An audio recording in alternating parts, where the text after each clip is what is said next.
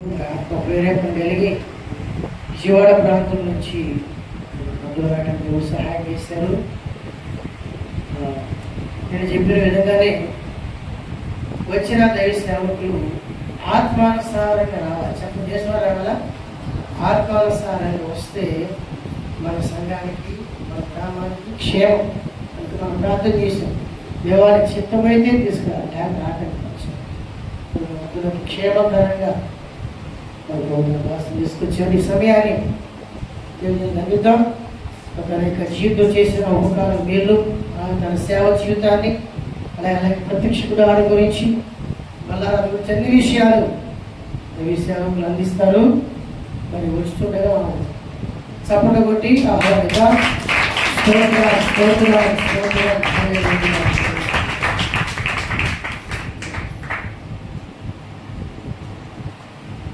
హల్లెలూయా. దేవునికి మహిమ కలుగును గాక. దేవుని మహాకృపను బట్టి ఈ మొదటి ఆదివారం 2వ నెలలో విజయవాడలో మరి ఎంత పరిచర్య కేరళ బట్టి దేవుడు మంచిలో హల్లెలూయా. ఎందుకంటే 13 మందికి నువ్వు ఆఫీసు ఇచ్చావుగా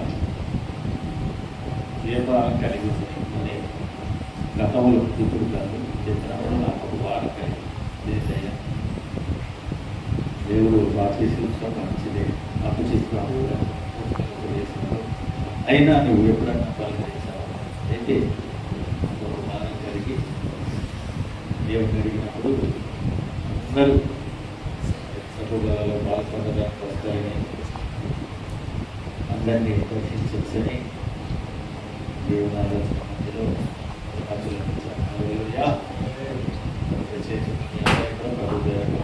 తెలియజేస్తూ అలాగే సేవకులకి సేవకులకు కూడా ఆమె నేను బాప్టిజం ఇచ్చింది ఎంతమందికి చేతులు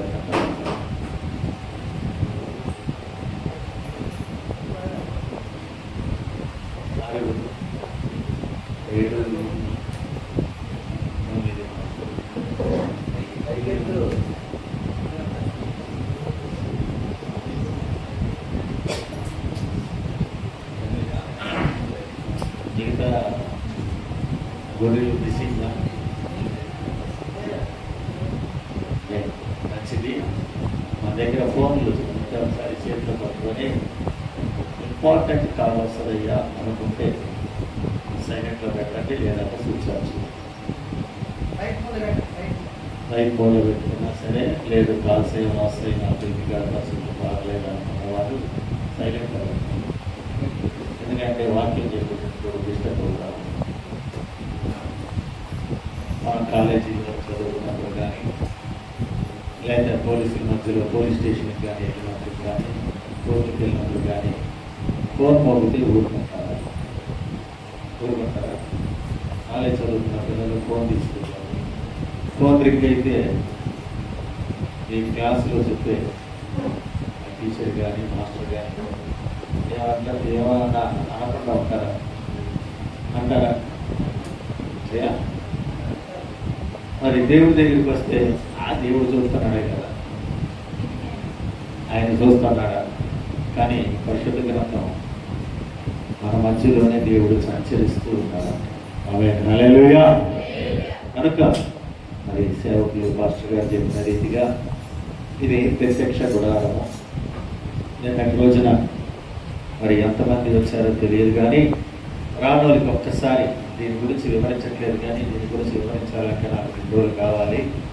అయితే నేను మాస్టర్ గారు చెప్పింది ఏంటంటే, నేను బైబిల్ స్టడీ తీసుకోవాలయ్యా అంటే, సరేనయ్యా పిల్లలకి ఎప్పుడైతే సెలవు అవ్వయో అప్పుడు చెప్తాను, అప్పుడు దేవుని ప్రేరణ బట్టి మీరు రండి అని అడిగారు. మంచిది మరి అనుకున్నా, కానీ ఒకసారి మీకు తెలియజేస్తే మంచిదని ఈ యొక్క పట్టాన్ని తీసుకురావడం జరిగింది.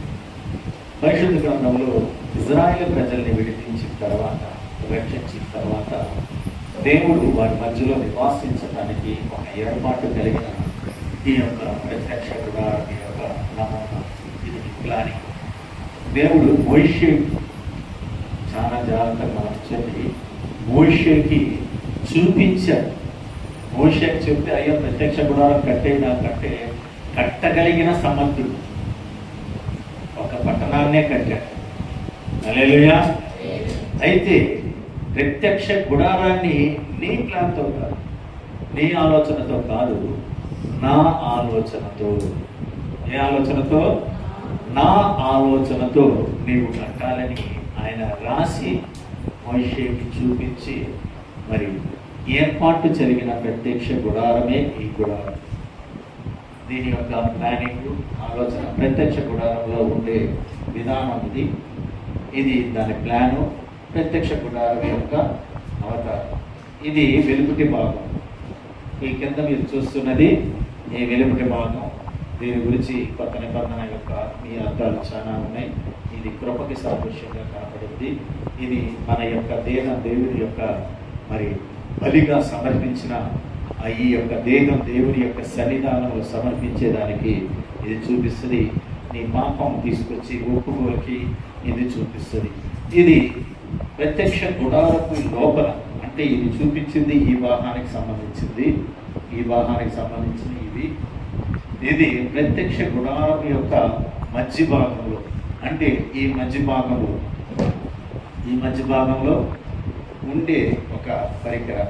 ఇది పరిశుద్ధాత్మ దేవునికి 7 దీపస్తంభాలకి సాదృశ్యంగా ఉంది.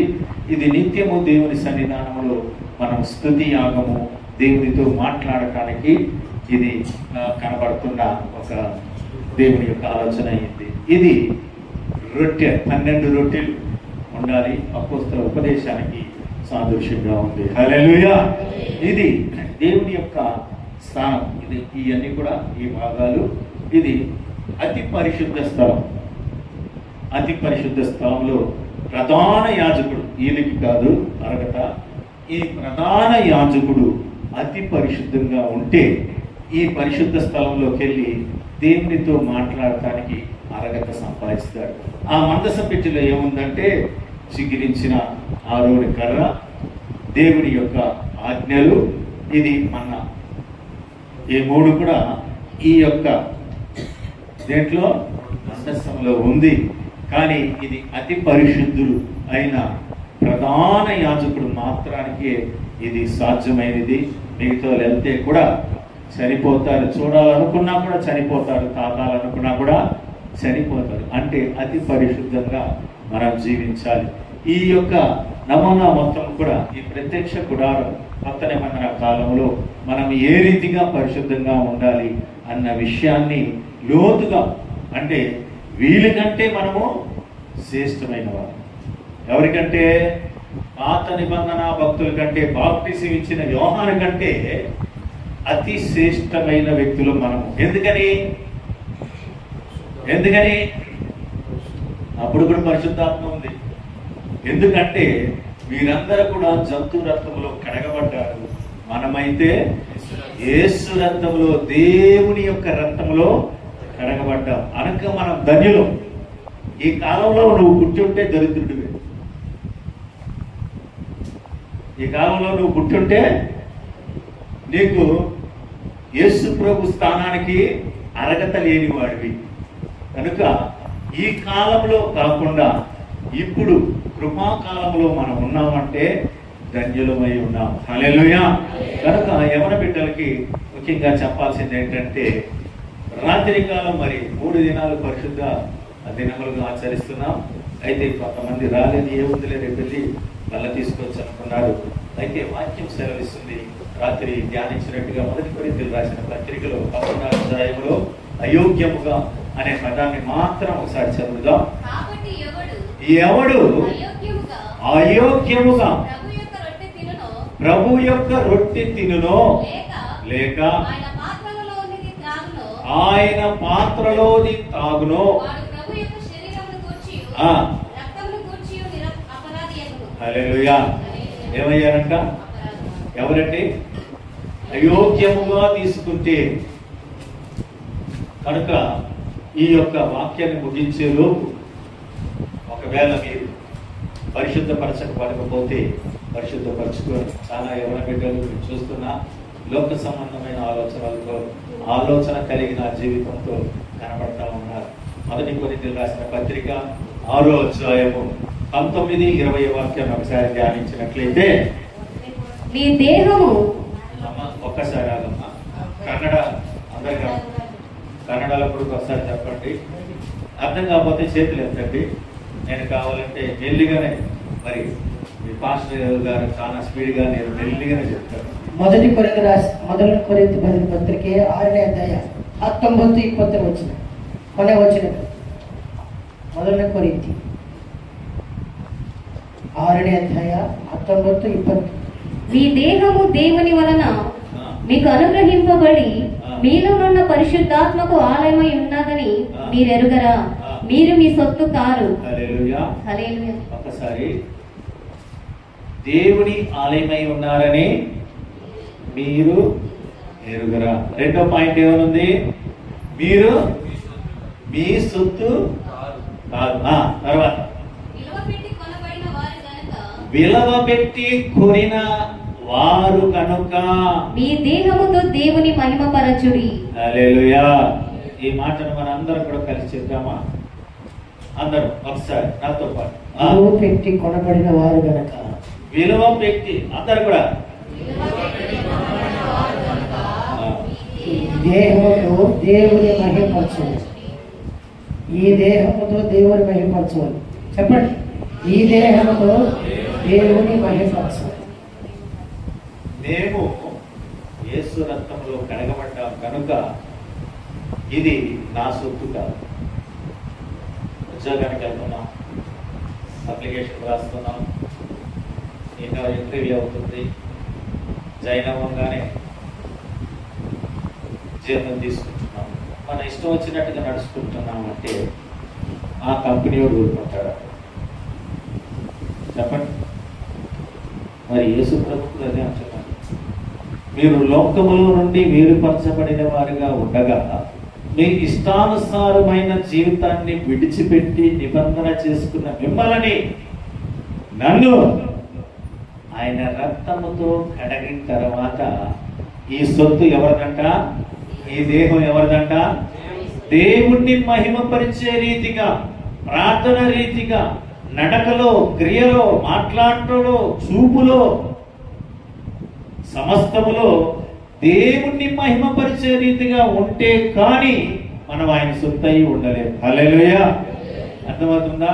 చాలా మంది కూలి పనికి వెళ్తుంటారు, పొద్దున్నే అన్నం కట్టుకొని వెళ్తారు. ఇప్పుడు కూలి పనులు ఎక్కువైనాయి. అక్కడికి వెళ్ళిన తర్వాత అయ్యా నేను కాసేపు ఇంటికి వెళ్ళి వస్తాను, లేకపోతే ఇంటికాడికి వెళ్ళి భోజనం చేసి వస్తానంటే కూలి ఊరుకుంటాడా? ఎందుకంటే మిమ్మల్ని కొనుక్కున్నాడు ఆ రోజుకి కూలి ఇచ్చి. మిమ్మల్ని ఆ రోజు ఆయన కొనుక్కున్నాడు. 600, 700, 1000 రూపాయలు ఇచ్చి ఈ రోజు నా దగ్గర 2 గంటలు ఉండాలమ్మా అని కొనుక్కున్నాడు.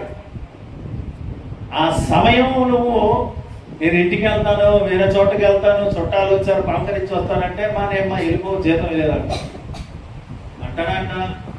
నువ్వు మధ్యాహ్నం దాకా చేసినా వేస్టే. కనుక నీ జీవితంలో దేవుణ్ణి మహిమపరచకపోతే నువ్వు ఎంత ప్రయాణం చేసినా వ్యర్థమే. హల్లెలూయా. జాగ్రత్తగా గమనించు. దేవుడితో నడవటం ఆషామాషి కాదు. లోకములో జీవించినట్టుగా దేవుడితో పాటు లోకాన్ని, దేవుణ్ణి ఇద్దరిని కలుపుకొని జీవిస్తామంటే అసలు దేవుడు ఒప్పుకోడు. ఒకటి వెచ్చగన్నా ఉండు, మధ్యలో మాత్రం చల్లగన్నా ఉండు, వెచ్చగన్నా ఉండు, తుది వెచ్చగా మాత్రం.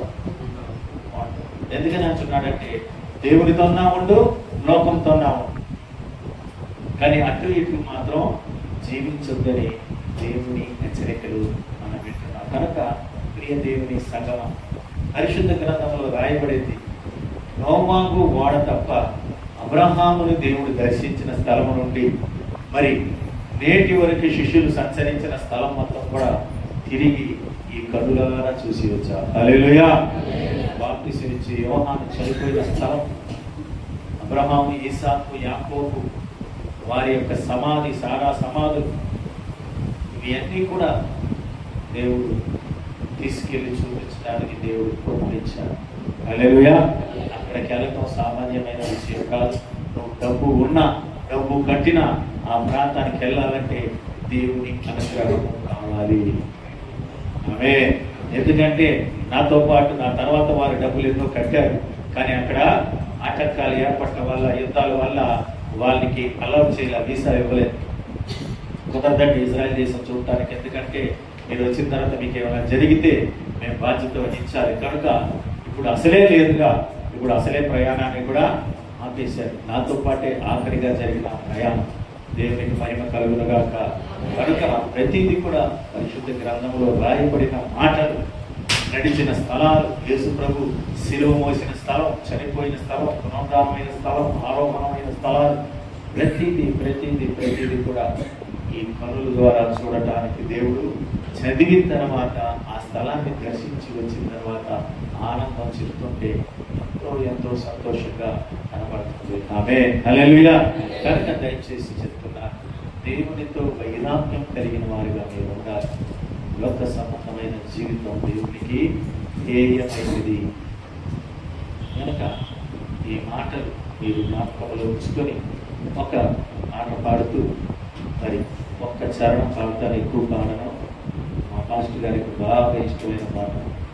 రోజు అదే పాడుతూ ఉంటే నేను పాడాలనుకున్నా, కానీ సమయం దొరక్క నేను పాడను.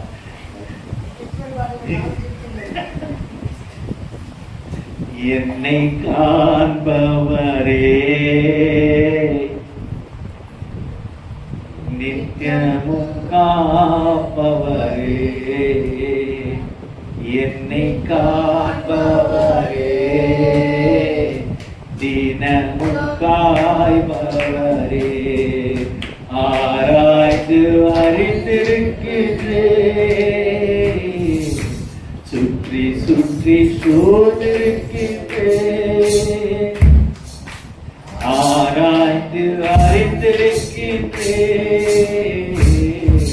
சுற்றி சுற்றி சூழ்ந்திருக்கின்றேன்.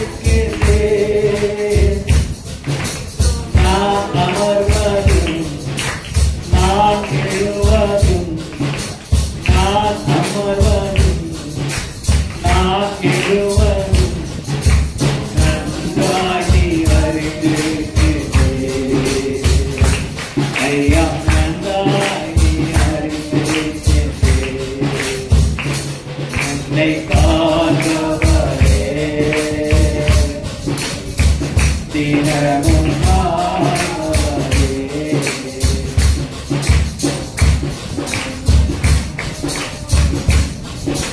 கனவுல பாட்டு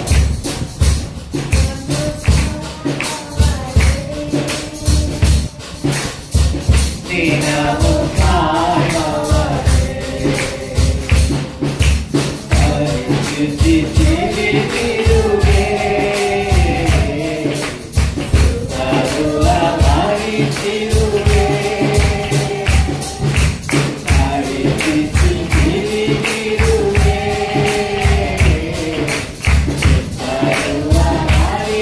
அருளமளித்திடுவே.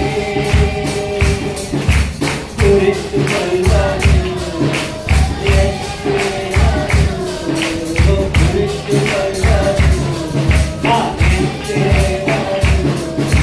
சென்னாடி அறிவிடுவே, ஐயா சென்னாடி அறிவிடுவே, கண்ட போதுவா அகித்யம் காதுவா, கண்ட போதுவா. Hallelujah.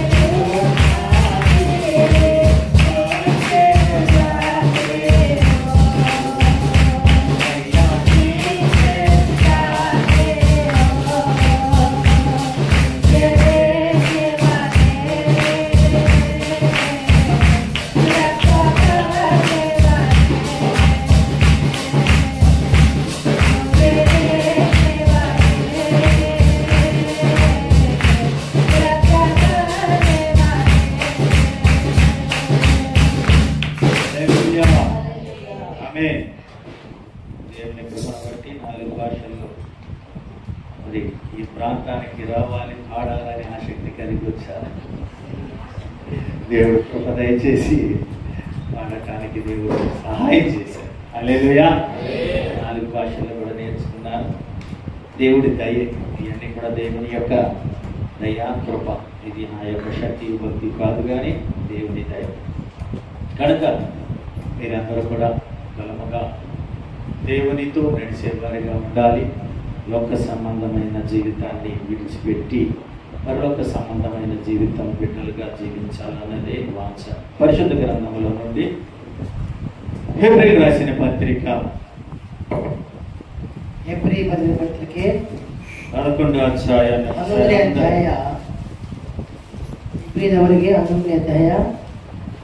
21వ వాక్యాన్ని 21ನೇ ವಚನವನ್ನು ಓದಿಕೊಳ್ಳೋಣ. 21ನೇ ವಚನ ಕನ್ನಡ 11:21 విశ్వాసమును బట్టి యాకోబు అవసాన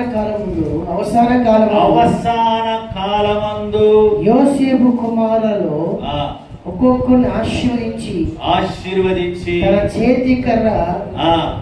తన చేతి కర్ర మీద మొదల మీద ఆనుకొని దేవునికి నమస్కారం చేశారు. హల్లెలూయా.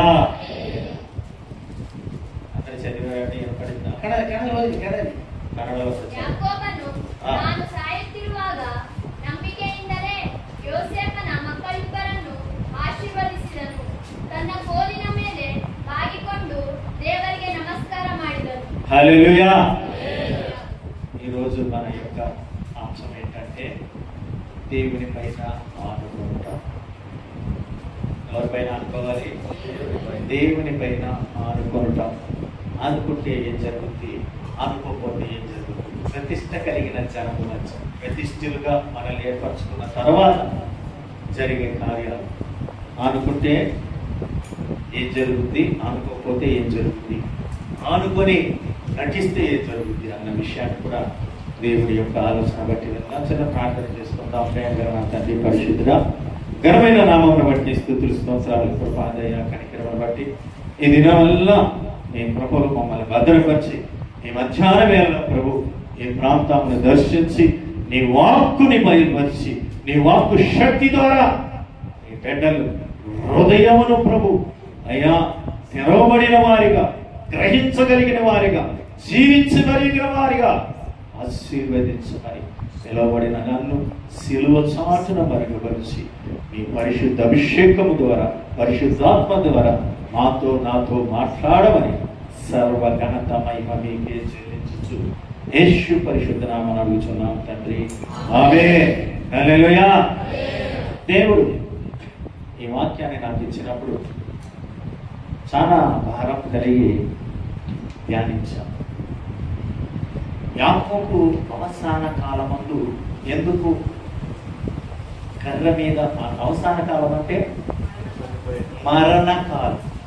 అవసాన కాలం అంటే మరణకాలమందు కర్ర మీద అనుకున్నాడు. అంటే ఈయన జీవితంలో వయసులో దేని మీద అనుకున్నాడు అనేది కూడా మనము పరిశోధిద్దాం. వయసు అయిపోయిన తర్వాత చాలా మంది అంటారు, మీరు ముసలోళ్ళు అయిపోయారు కనుక, మీ వయసు అయిపోయింది కనుక బైబిల్ పట్టుకొని పరిగెడుతున్నారు.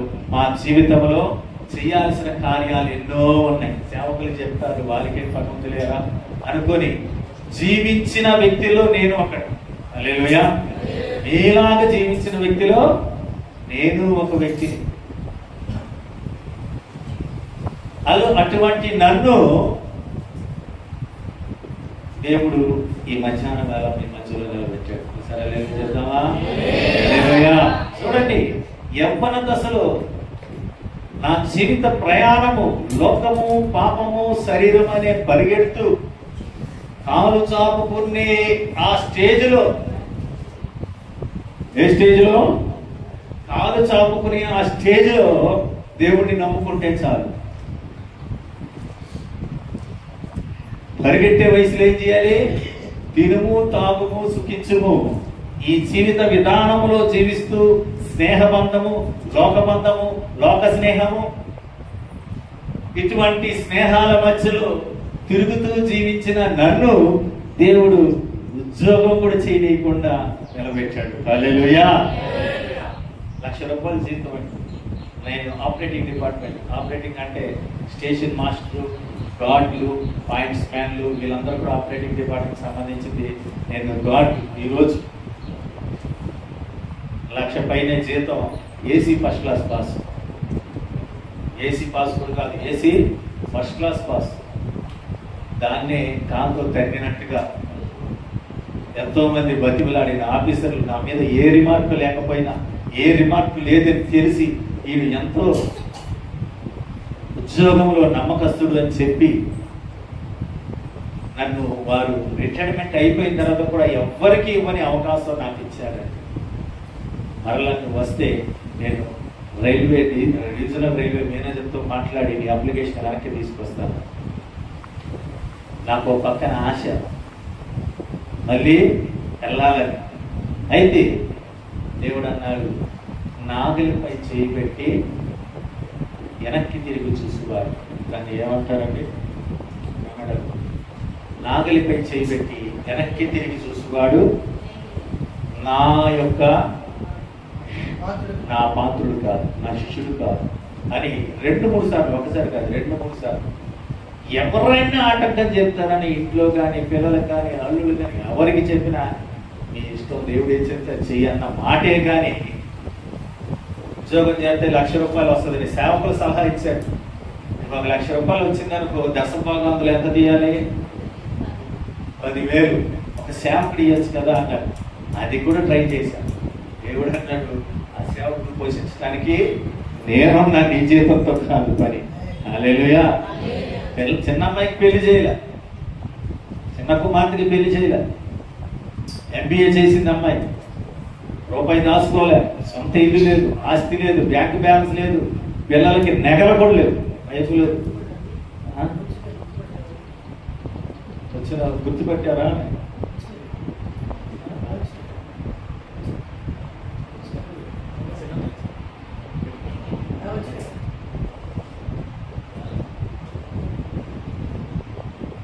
పెళ్లికి వచ్చారు పాస్టర్ గారు. మా అమ్మాయి ఇంత దూరం రాలేదు, కానీ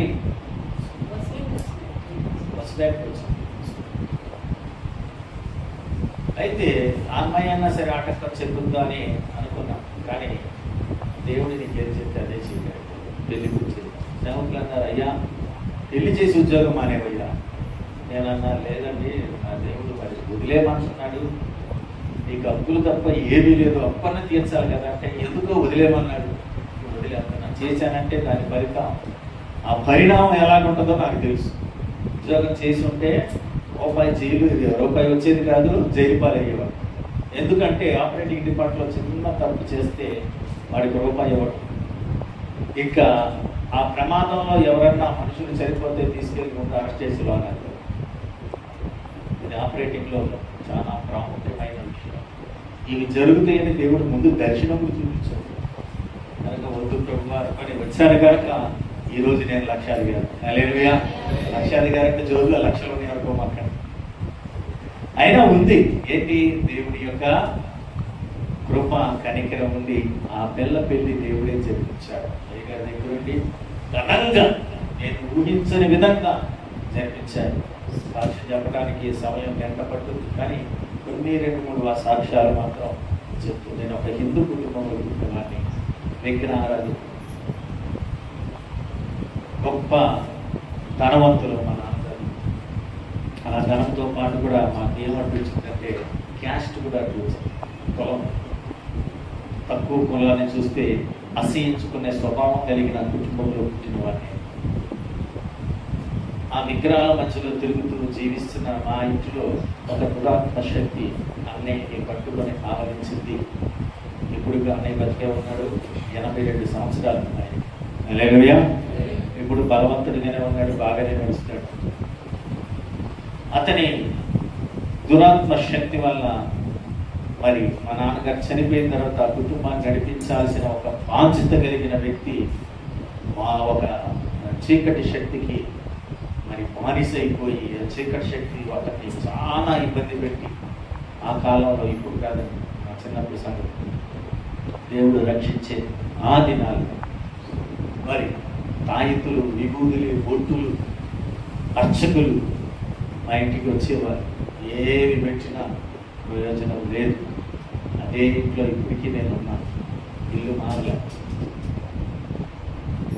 అటువంటి సందర్భంలో చనిపోయే తరుణంలో ఇక చనిపోతాడు, ఆ దుష్ట శక్తి ఆమోదించింది కనుక ఇక చనిపోతాడు, మరణమే.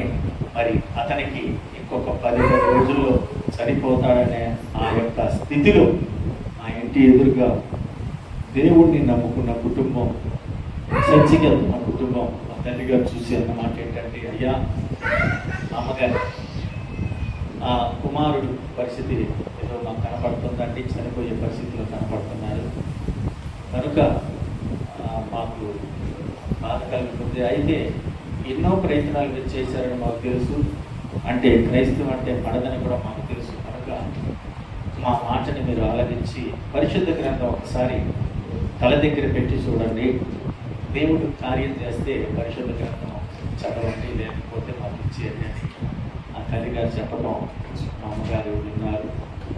ఆ తల్లి చెప్పిన మాటను బట్టి మా అమ్మగారు ఒక స్వార్థంతో, దేవుని మీద ప్రేమతో కాదు, ఒక స్వార్థంతో, అంటే నా కొడుకుని బతికించుకోవాలి అన్న ఒక తపనతో ఆ పరిశుద్ధ గ్రంథం తీసుకోవడం జరిగింది. అయితే ఆ తల్లిగారు చెప్పిన మాట ఏంటంటే, పరిశుద్ధ గ్రంథం వచ్చేటప్పుడు తాడులు, తాయితులు, బొట్టులు, విగ్రహాలు ఏది కూడా ఉండకూడదండి, ఉంటే అది పనిచేయదు, అది పనిచేయదు. పరిశుద్ధ గ్రంథం పనిచేయదు, కార్యం జరగదు, ఇంట్లో దేవుడి కార్యం చేయదు. అవి ఏవి లేకుండా ఒక్క రాత్రి, ఎన్ని రాత్రులు? ఒక్క రాత్రి మాత్రమే పెట్టి చూడండి, దేవుడు కార్యం చేస్తే, దేవుడు మీ కుటుంబంలో అద్భుతాలు చేస్తే పరిశుద్ధ గ్రంథాన్ని మీరు ధ్యానించండి అన్నప్పుడు మా అమ్మగారు కొడుకుని బతికించుకోవాలన్న ఆలోచనతో పరిశుద్ధ గ్రంథం తీసుకోవడం, ఆ రాత్రి మా అన్నయ్య తన దగ్గర పెట్టడం, మా అన్నయ్య రాత్రి పూట ప్రశాంతంగా నిద్రపోయాడు. హల్లెలూయా. అంతకుముందు రాత్రి అరుపులు, ఎవరో కక్కుతున్నట్టుగా, ఎవరో కేక నొక్కుతున్నట్టుగా నడిచేవాడు. ఆ కాలంలో దీపకుడు, ఆ దీపకుడ్ల మధ్యలో ఎవరో లాక్కెళ్తున్నట్టుగా, ఒళ్ళంతా గీరేసినట్టుగా, మరకలు మచ్చలుండే గీరేసినట్టుగా గోపి మాత్రం ఉండే. అన్నయ్య ఇప్పటికీ సాక్షిగానే ఉన్నాడు. ఆ రాత్రి ప్రశాంతంగా మా అన్నయ్య నిద్రపోయినప్పుడు మా అమ్మగారికి ఒక భారం కలిగింది. ఇన్ని దేవుళ్ళు నేను మొక్కానే, ఇన్ని దేవుళ్ళ చుట్టూ తిరిగానే, ఎవరికి సాధ్యము కానిది ఈ పరిశుద్ధ గ్రంథంలో సాధ్యమేమై ఉన్నదా అని ఒక్కసారి మా అమ్మగారి మనసులోకి ఆలోచన వచ్చింది. హల్లెలూయా. ఆలోచన రావటం, పరిశుద్ధ గ్రంథాన్ని తెరవటం, చదవటం, ఆ పరిశుద్ధ గ్రంథం చదవగా అన్నయ్య ఆరోగ్యం కుదుట పడటం, తేజరిల్లే మొహముతో అతని యొక్క జీవితంలో మరలా ఆ యవ్వన బలాన్ని ధరించుకోవటం జరగటం మా అమ్మ గమనించింది. అంతేకాదు, విగ్రహాల కోసం ప్రత్యేకంగా ఏర్పరచబడిన ఆ గది ఉన్న ఫోటోలన్నీ కూడా తగ్గిపోయి. హల్లెలూయా. హల్లెలూయా. దేవుని మహిమపరచు. ఇప్పుడు అదే నా బెడ్రూమ్. ఎన్నో 3 అడుగుల ఫోటోలు, అద్దంతో తయారు చేసిన ఫోటోలు గోడ చుట్టూ ఉండేది, నిత్యం దీపారాధన జరిగేది. ఆ దీపం మరి ఏ రీతిగా వెలిగిందో ఎవరికి తెలియదు, కానీ ఇది దేవుడు చేసిన అద్భుతం. ఆ ఫోటోలు మాత్రం మసి అంటిపోయి పగిలిపోయి, గోడ కట్టుకోలే, కూర పెంకిళ్ళు, గోడకి ఇంత మసి లేదు, ఒక్క ఫోటో మాత్రమే.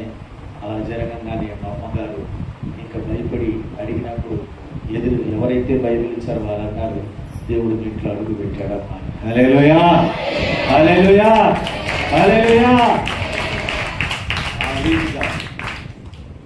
ఆ దినము మొదలుకొని దేవుడు నేటికి కూడా గొప్ప కార్యాలుగా దేవుడు మా కుటుంబంలో చేస్తూనే ఉన్నాడు. ఆమేన్. నాకు బ్యాంకు బ్యాలెన్స్ లేవండి, ఇప్పటికీ లేవు. వాలంటీర్ ఇచ్చేసాను కనుక పెన్షన్ ఏదో వస్తుందని ఆశపడ్డా కూడా పెన్షన్ కూడా పెద్దగా రావు. అయినప్పటికీ దేవుడు పలు ప్రాంతంలోకి వెళ్ళడానికి దేవుడు గొప్ప దయచేశాడు. ఒకప్పుడు నాకు క్రెడిట్ కార్డు ఇవ్వడానికి అర్హత లేని వాడిగా ఉన్నా, ఎందుకంటే నా స్కోర్ ఉండేది కాదు. ఈరోజు మరి పిలిచి క్రెడిట్ కార్డు ఇస్తున్నారు. జీతం ఉన్న టైంలో ఎవడు కార్డు ఇవ్వలే. నేను లోన్ అడిగినా ఇవ్వలే, ఎందుకంటే నా యొక్క రికార్డు అంత బ్యాడ్గా ఉండేది. ఇప్పుడు నా రికార్డు ప్రతి ఒక్కరు ఫోన్లు చేసి నా మెసేజ్లు చూడు, మెసేజ్లు ఎన్నో, అయ్యా 5 లక్షల కార్డు తీసుకోండి అయ్యా, ఏమి కట్టక్కర్లేదు అంటే డబ్బు కట్టద్దే కానీ సంవత్సరానికి మీరు కట్టాల్సింది కట్టక్కర్లే, ఫ్రీ క్రెడిట్ కార్డు తీసుకోవాలి వద్దయ్యా. SBI మాత్రం 3 లక్షల రూపాయలు కార్డు ఇచ్చాడు, అని తీసి పెట్టుకున్నా. హల్లెలూయా. కనుక ఈరోజు నా జోబులో లక్షలు ఉన్నట్ట కానట్ట ఉన్నట్టు వాడుకోవచ్చు. వాడుకున్నది మన టైం ఎన్ని నెలలు ఎన్ని సంవత్సరంలోపు ఇలా టైం ఇస్తాడు. ఈ టైంలో మనం కొంత చెల్లించుకుంటూ వెళ్ళొచ్చు. అయితే మన జోబులో డబ్బులు ఉన్నట్టే, ఎక్కడికి వెళ్ళినా టక్కని దేని గురించి దేవలాడుకోక్కర్లేదు, కాటికి చేసుకుంటా వెళ్ళిపోవచ్చు. ఆమె కనుక ఈ రోజుకి నేను లక్షాధికారి. ఉద్యోగం చేస్తున్న రోజుల్లో భిక్షాధికారి, ఉద్యోగస్తున్నే కానీ అప్పుల జీవితంలో భయంకరమైన పదల మధ్యలో ఆ బాధల మధ్యలో జీవించాను. దేవుడు ఇరు కుమార్తెలు కూడా దేవుడే వివాహం జరిపించారు. అల్లుడు ఉన్నతమైన స్థాయిలో దేవుడు ఆశీర్వదించాడు. ఆమె హల్లెలూయా.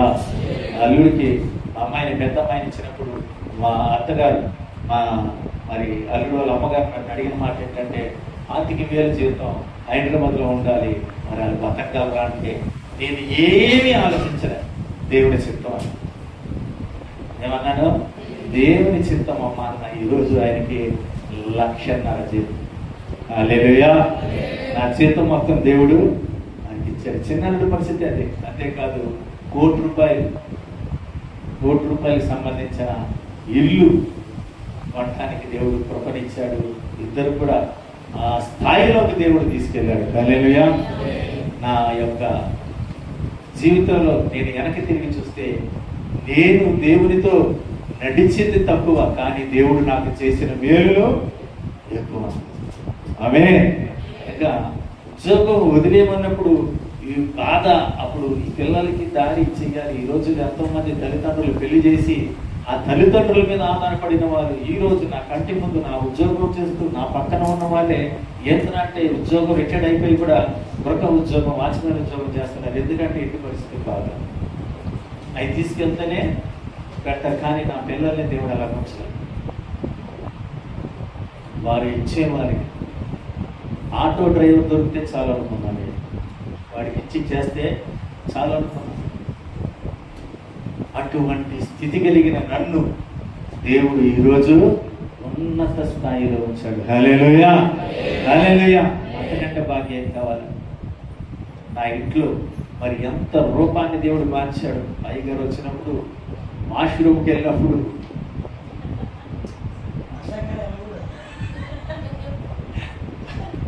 వెళ్ళినప్పుడు పాపం గొడుగు పట్టుకొని కూర్చున్నాడు.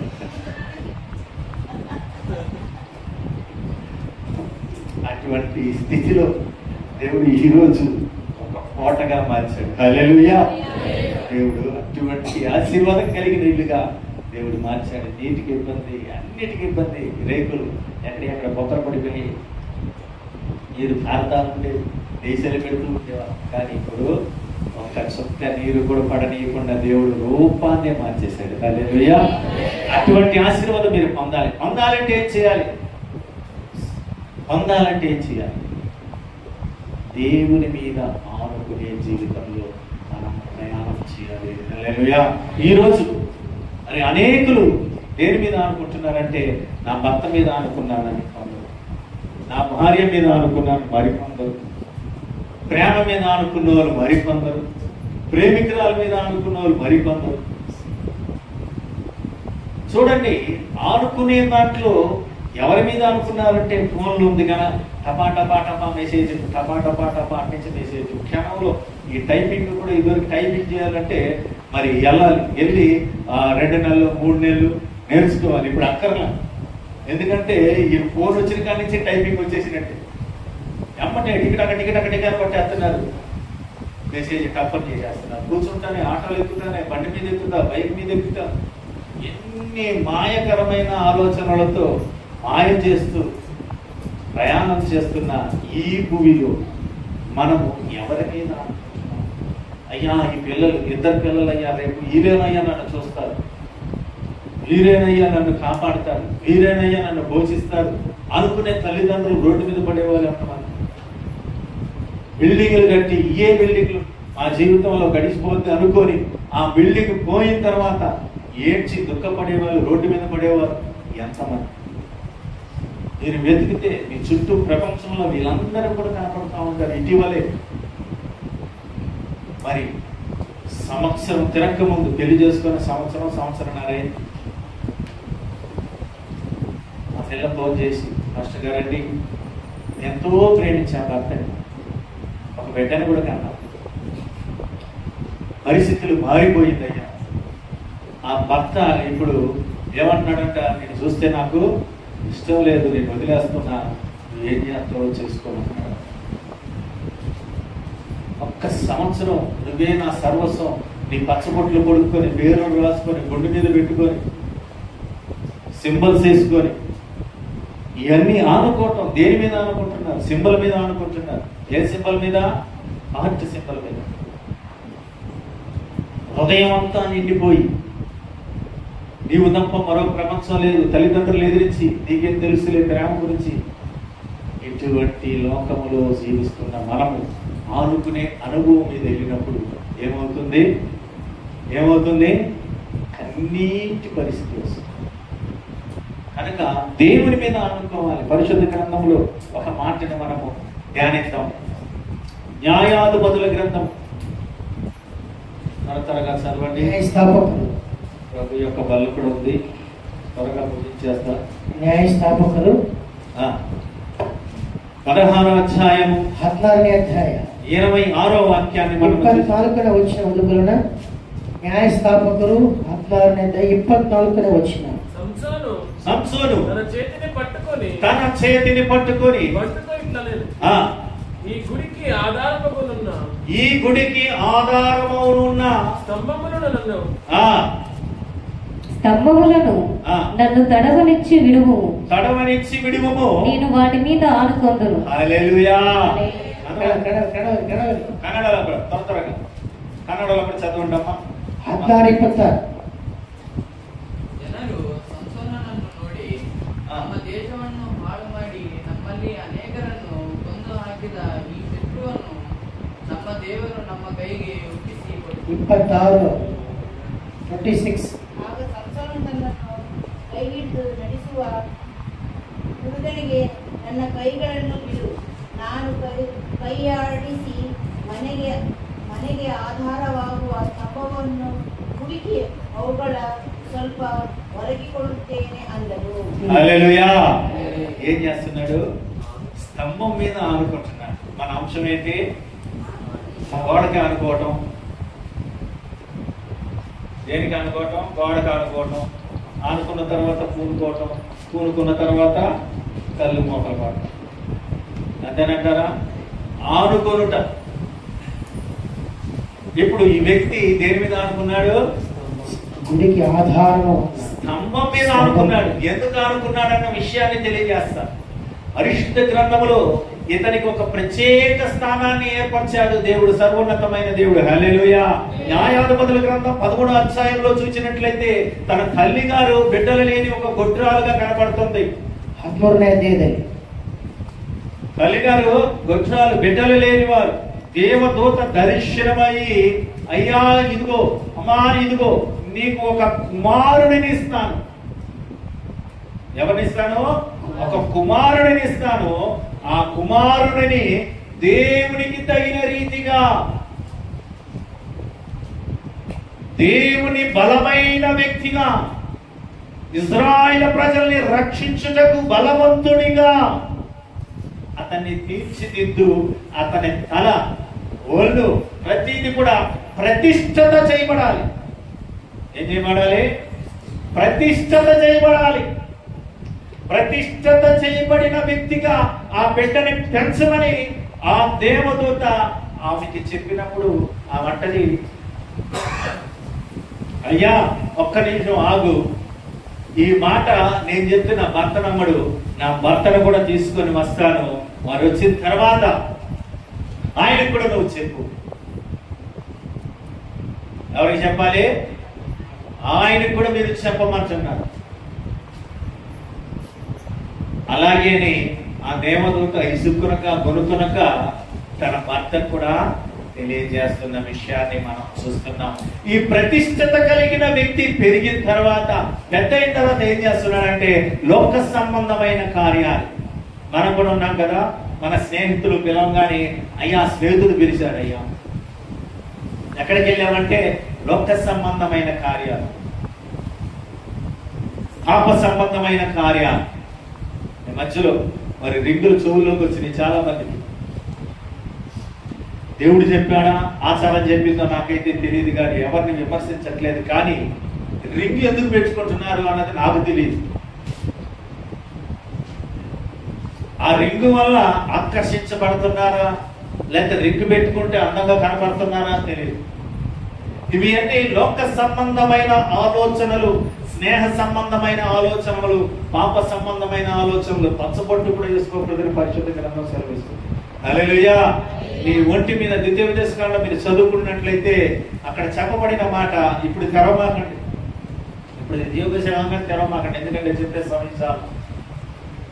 పచ్చబొట్టు కూడా నీ ఒంటి మీద ధరించకూడదు. స్త్రీ వస్త్రం పురుషుడు, పురుషుని వస్త్రం స్త్రీ ధరించకూడదు. దేవుని ఆజ్ఞలు అంతా రివర్స్ మయమైంది ఈ రోజుల్లో.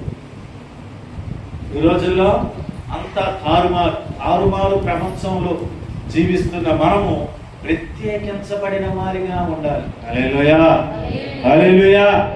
ఏమంటున్నాడు దేవుడు? సర్వోన్నతమైన దేవుడు తన దూతల ద్వారా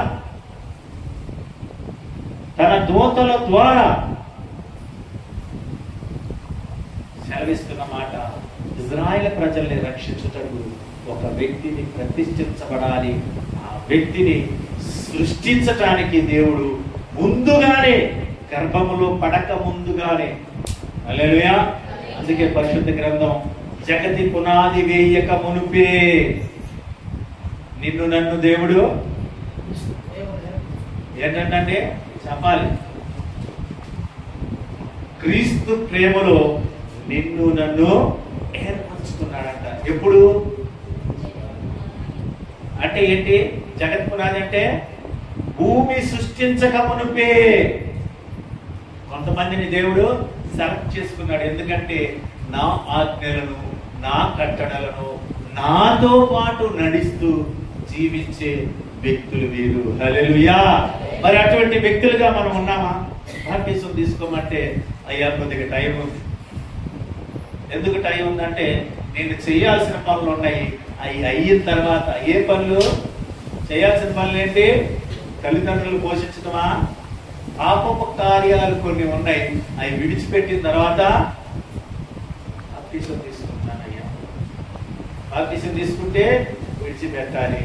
దేవునితో సవాసము కనుక అది పాపమని ఆలోచించే జనులు చాలా మంది. అయితే ఈ లోపే ఈ ప్రాణం మాయమైతే ఏ స్థితిలోకి ఎక్కడికి వెళ్తారు? వాక్యం సెలవిచ్చినప్పుడే లోబడి బాప్టిజం తీసుకుంటే రక్షించబడతావు, లేని ఎడల శిక్షించబడతావు అని పరిశుద్ధ గ్రంథం తేటగా సెలవిస్తుంది. హల్లెలూయా. ఇప్పుడు మనము చూస్తున్న ఆనుకునే ఆ జీవితంలో సంసోను యొక్క జీవితము దేని మీద ఆనుకున్నాడంట? ఒక స్త్రీ మీద ఆనుకున్నాడు. ఎవరి మీద ఆనుకున్నాడు? ఒక స్త్రీ మీద ఆనుకున్నాడు. ఆ పాప కార్యాలు కలిగిన స్త్రీ, ఫిలిస్తీన్లకు సంబంధించిన స్త్రీ, కుయుక్తి కలిగిన స్త్రీ, అబద్ధములాడే స్త్రీ, మాయ చేసే స్త్రీ,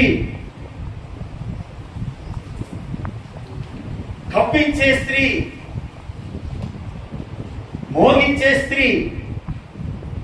ఆమెలో ఎన్ని గుణగణాలు ఉన్నాయంటే ఆ వ్యక్తి ద్వారా ఎలాగైనా ఆ రహస్యమును ఏ రీతిగా, ఏ మాయ చేసైనా అతన్ని ఒప్పించే రీతిగా, అతన్ని మనము మైమరచించే రీతిగా ఏం చేయాలి? మైమరిపించాలి. ఆమె అతనిని తన ఒడిలో పడుకోబెట్టిందంట. ఇప్పుడు దేని మీద అనుకున్నాడు? తలని దేని మీద పెట్టాడు? ఒడిలో పెట్టాడు. ఆమె తన తొడ మీద నిద్ర ముంచి తొడ మీద నిద్ర ముంచి అతన్ని మెల్లిగా అడుగుతుంది, ఏమని? అయ్యా నీ బలము ఎక్కడ ఉంది? చూడండి, దేవుడి కొరకు ఒక వైరాగ్యం కలిగిన వ్యక్తి ఒక బొమ్మగా, వింత జంతువుగా, హేళనించేపడే స్థితిలో కనపడుతూ అతని కళ్ళు పీకేసిన తర్వాత తడుముకుంటూ ఎక్కడికి ఆనుకున్నాడంట? ఆ యొక్క స్తంభం మీద ఆనుకున్నాడు. హల్లెలూయా. మరి నువ్వు ఈ రోజుల్లో దేని మీద ఆనుకుంటావు? నీ స్థితి, నీ ఆలోచన దేవుని ప్రత్యేకమైన వ్యక్తిగా నిన్ను పరిశుద్ధపరిచి దేవుని అభిషేకంతో నింపబడిన నిన్ను నువ్వు ఆనుకునే విధానాన్ని దేవుడు హెచ్చరిస్తున్నాడు. ఈ మధ్యాహ్న కాలం నువ్వు దేని మీద ఆనుకోవాలి అన్నది దేవుడు తెలియజేస్తున్నాడు. దేని మీద ఆనుకుంటే నువ్వు ఆశీర్వదించబడతావు, దేని మీద ఆనుకుంటే నీ జీవితం పతనమైపోతుంది, దేని మీద ఆనుకుంటే నీ జీవితంలో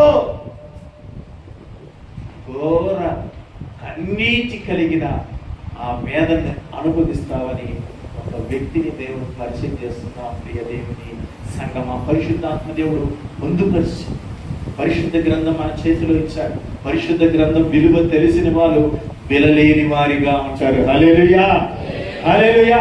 ఈ పరిశుద్ధ గ్రంథం మన చేతిలో రావడానికి దేవుని పరిశుద్ధ రక్తములో కడగబడి ప్రతి ఒక్కరికి పరిశుద్ధ గ్రంథం మన చేతికి వచ్చిందంటే మనం ఎంత గొప్ప ధన్యులమో ఒక్కసారి ఆలోచించండి.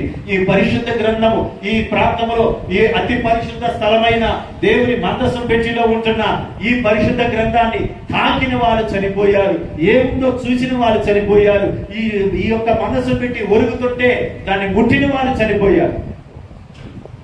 అయితే ఈ రోజు పరిశుద్ధ గ్రంథం నువ్వు తాకుతున్నావంటే నువ్వు ఎందుకు చనిపోలేదంటే కృప కలిగిన దేవుడు, దయ కలిగిన దేవుడు, కనికరము కలిగిన దేవుడు ప్రతి దినము నిన్ను కనికరిస్తూ మారుతావులే.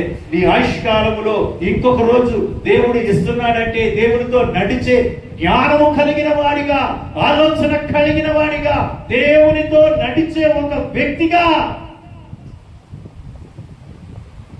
ఉంటామని దేవుడు ఎదురు చూస్తూ ఉన్నాడు. హల్లెలూయా, హల్లెలూయా. ఇశ్రాయేలు ప్రజలను నడిపించిన దేవుడు 40 సంవత్సరంలో నడిపించాడు. వీళ్ళు మారతారని నడిపించారు. దేవుని గ్రహిస్తారు, దేవుని ఆలోచనలు, దేవుని చిత్తాన్ని గ్రహిస్తారు, దేవునిపై ఆనుకుంటారు. ఆయుష్కాలంను పొడిగించాడు. ఆయన చంపాలనుకుంటే అరణ్యంలో ఎప్పుడో మోషేను తప్పుకో, వీళ్ళందరినీ నేను రెప్పపాటున చంపేస్తాను.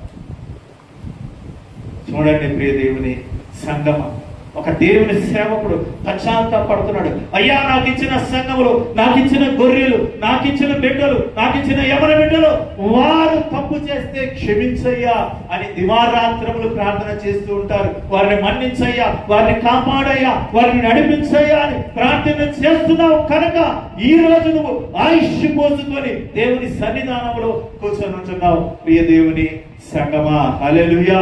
మోషే ఆ రోజు అడ్డుపడ్డాడు కనుక ఇశ్రాయేలు ప్రజల గురించి నేటికి చరిత్రలో చెప్పుకునే రీతిగా ఆశీర్వదించబడిన జనులుగా మిగిలిపోయారు. హల్లెలూయా, హల్లెలూయా, హల్లెలూయా. ఆ రోజే దేవుని వైరాగ్యమునకు, దేవుని కోపమునకు మోషే మాట్లాడకుండా ఉంటే ఈ రోజు ఇశ్రాయేలు చరిత్ర ఉండేది కాదు.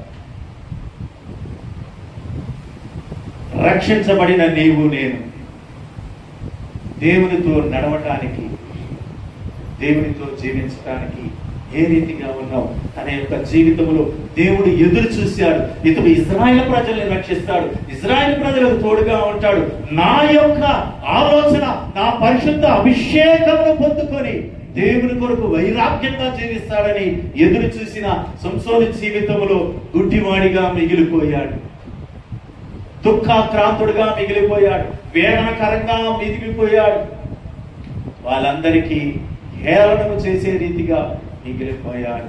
నా జీవితంలో దేవుని కోసం జీవించకపోతే ఒక దినాన్న దుఃఖించే దినం వస్తుంది.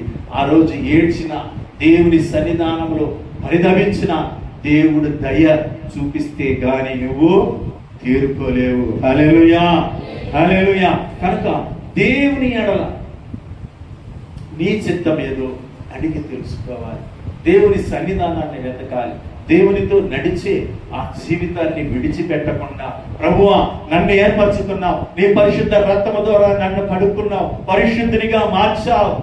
ఈ లోక సంబంధమైన జీవితము, ఈ లోక సంబంధమైన పాపము, నేత్ర సంబంధమైన పాపము, శరీర సంబంధమైన పాపము నాలో అంటకుండా పరిశుద్ధుడుగా నన్ను మార్చి నడిపించు ప్రభువా. పరిశుద్ధమైన జనాంగముగా, పరలోకానికి సంబంధించిన జనాంగముగా నీ యొక్క సన్నిధానంలో ఈ లోకమే కాదు పరలోకములు కూడా జీవించటానికి నన్ను ప్రతి దినము పరిశుద్ధపరచుమయ్యా అని నువ్వు చెప్పుకున్న ఎడల, నువ్వు దేవునితో నిబంధన చేసుకున్న ఎడల నడిపించటానికి ఆయన శక్తిమంతుడై ఉన్నాడు. హల్లెలూయా, హల్లెలూయా, హల్లెలూయా. కనుక ప్రియ దేవుని సంగమా, దేవునితో నడిచే వారంగా ఉండాలి. ఆఖరిగా ఆయన స్థితి చూసినట్లయితే స్తంభాల కింద పడి చనిపోయే పరిస్థితి వచ్చింది. దేవుని కొరకు వైరాగ్యం కలిగిన వాడిగా ఉండాల్సిన వ్యక్తి, దేవుడు ఏర్పాటు కలిగిన వ్యక్తి, నిన్ను నన్ను దేవుడు ఏర్పరచుకున్న ఆ జీవితం ఒక్కసారి పరీక్షించుకున్నా. ప్రభువా, నా జీవితమే నన్ను రక్షించావు ప్రభు. లోకము, పాపము, శరీరమైన అటువంటి బంధకాల నుంచి విడిపించి నీ పరిశుద్ధ రక్తము, పరలోక రక్తము, దేవుని రక్తము ద్వారా నన్ను కడగబడి విలలేని నీ రక్తము ద్వారా కొనుక్కున్నావు ప్రభువా. నా స్థితి ఏంటని మనము పరిశోధించుకుందాం. రెండో వ్యక్తిని పరిచయం చేస్తాను. రెండో వ్యక్తి 1 సాముయేలు గ్రంథము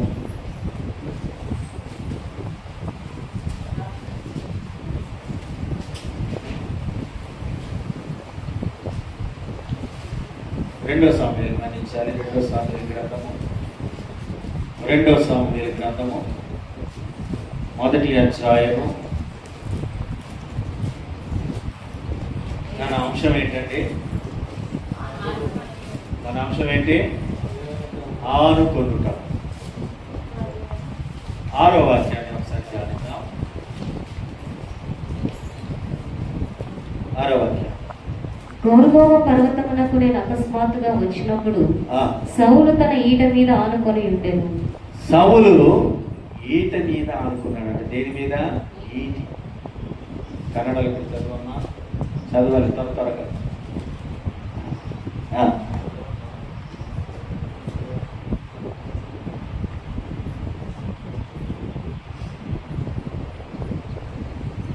ನಾನು ಅಕಸ್ಮಾತ್ವಾಗಿ ಗಿಲ್ಬಾವು ಪರ್ವತ ಪ್ರದೇಶಕ್ಕೆ ಬಂದಾಗ ಸೌಲನು ತನ್ನ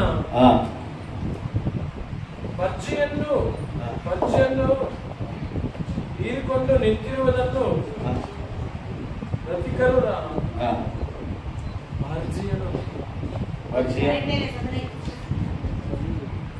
ಪರ್ಚಿಯನ್ನು ಹೀರಿಕೊಂಡು ನಿಂತಿರುವುದನ್ನು ರಥಿಕರು ರಹುತರನ್ನು ಅವನನ್ನು ఈటి అంటే అర్థమైందా? బజ్జీ అంటే ఈటి అన్న బజ్జీ అన్న రాజుల కాలంలో విసిరేవారు, ఈటిని విసిరేవారు. ఏం విసిరేవారు? ఈటిని విసిరేవారు. ఇప్పుడు సౌలు దేని మీద అనుకున్నాడంట? ఈటి మీద అనుకున్నాడు. కన్నడలో ఏమున్నది? బజ్జీ. ఈటిని బజ్జీనే అంటారు కదా. దాని మీద ఆనుకునే పరిస్థితి వచ్చింది. ఎవరికి? సౌలు. చూడండి, పరిశుద్ధాత్మ దేవుడు సౌలు గురించి చెప్తున్నప్పుడు అసలు ఎంత గొప్ప మాట చెప్తున్నాడంటే, 1 సాముయేలు గ్రంథము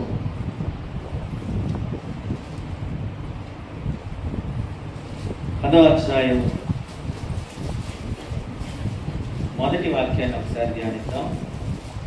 ಮೊದಲನೇ ಸಾಮುವೇಲ ಬರೆದ ಪುಸ್ತಕ 10ನೇ ಅಧ್ಯಾಯ 1వ ವಚನ. అప్పుడు సాముయేలు తైలపు బుడ్డి పట్టుకొని సౌలు తల మీద తైలము పోసి అతని ముద్దు పెట్టుకొని యెహోవా నిన్ను అభిషేకించి తన స్వాస్థ్యము మీద అధిపతిగా నియమించి ఉన్నాడు. తన స్వాస్థ్యము మీద. దేని మీద అంటే చెప్పాలి.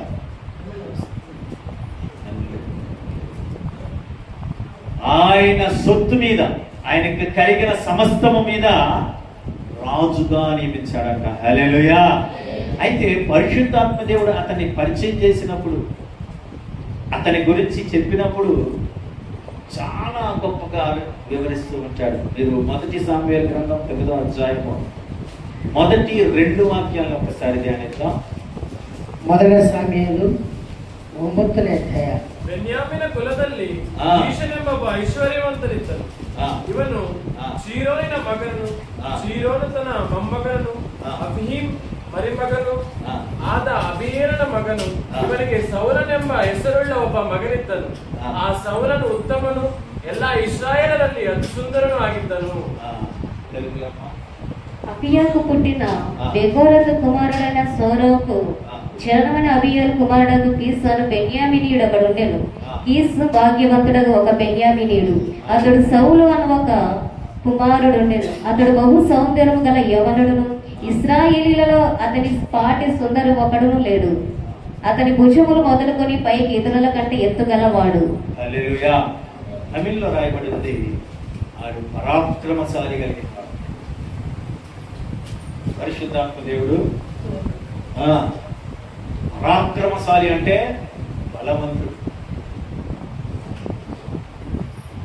దేవుడు ఒక వ్యక్తిని ఎన్నుకొని రాజుగా అభిషేకించాలి. మొట్టమొదటి రాజు, ఇజ్రాయేల్ ప్రజల్ని పరిపాలించడానికి ఏర్పరచుకున్న మొట్టమొదటి రాజు. అతని గుణగణాన్ని దేవుడు గమనించాడు. ఒక వ్యక్తిలో ఉన్న టాలెంట్, ఒక వ్యక్తిలో ఉన్న దేవునికి కావాల్సిన ఒక అభిషేకాన్ని దేవుడు ముందు చూసుకుంటున్నాడు. హల్లెలూయా. సామాన్యంగా దేవుడు ఏర్పరచుకోడండి. నువ్వు అనుకుంటున్నావు ఈరోజు బాప్టిజం తీసుకున్నావు కదా, బాప్టిజంలో ఏముందిలే అని అనుకుంటున్నావు. కానీ దేవుని ఏర్పాటును నువ్వు తెలుసుకోగలిగితే ఆ మాట నువ్వు నేను చెప్పలేదు. ఇక్కడ దేవుని ఏర్పాటు కలిగిన వ్యక్తిని సౌందర్యుడు కాకుండా అతని యొక్క బలము గురించి, అతని అందము గురించి వివరించాల్సిన అవసరం పరిశుద్ధాత్మ దేవుడికి లేదు. సౌలునే ఒక వ్యక్తిని అభిషేకించాడంటే చాలు. కానీ వివరించడానికి గల కారణం అతనిలో ఉన్న గుణగణాలు.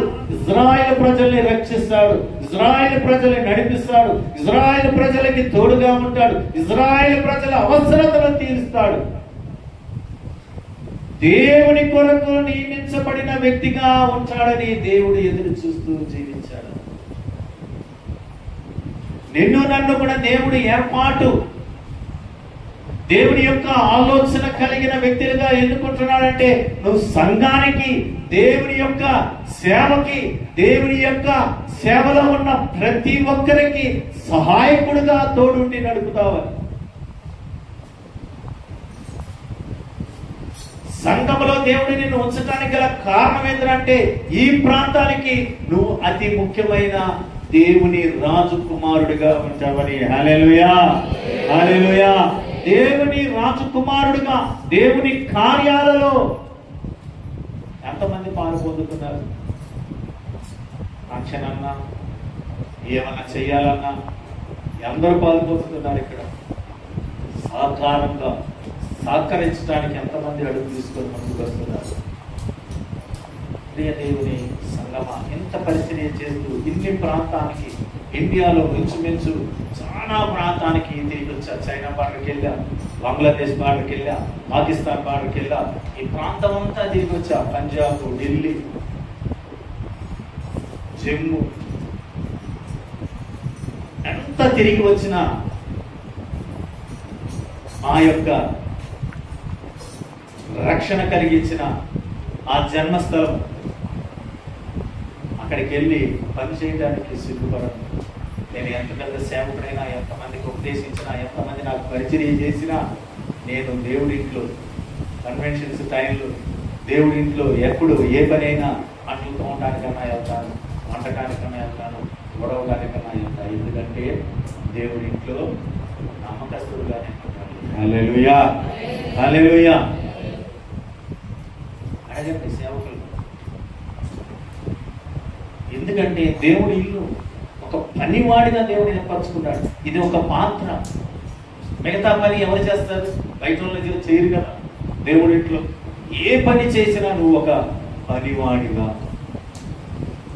నువ్వు ఒక భాగస్వాముడిగా ఆ సేవకుడికి సహకారిగా ఉండాలని దేవుడు ఏర్పరచుకుంటున్నాడు. అలాగే ఇజ్రాయేల్ ప్రజల్ని నడిపించాలి, ఇజ్రాయేల్ ప్రజల్ని ఒక రాజుగా దేవుడు, ఒక వ్యక్తిగా ఆయన్ని ఏర్పరచుకున్నాడంట. దేవుడు ఆయన యొక్క అభిషేకమును ఏం చేశాడంటే చూద్దాం మనం పరిశుద్ధ గ్రంథాన్ని సాముయేలు, మొదటి సాముయేలు గ్రంథము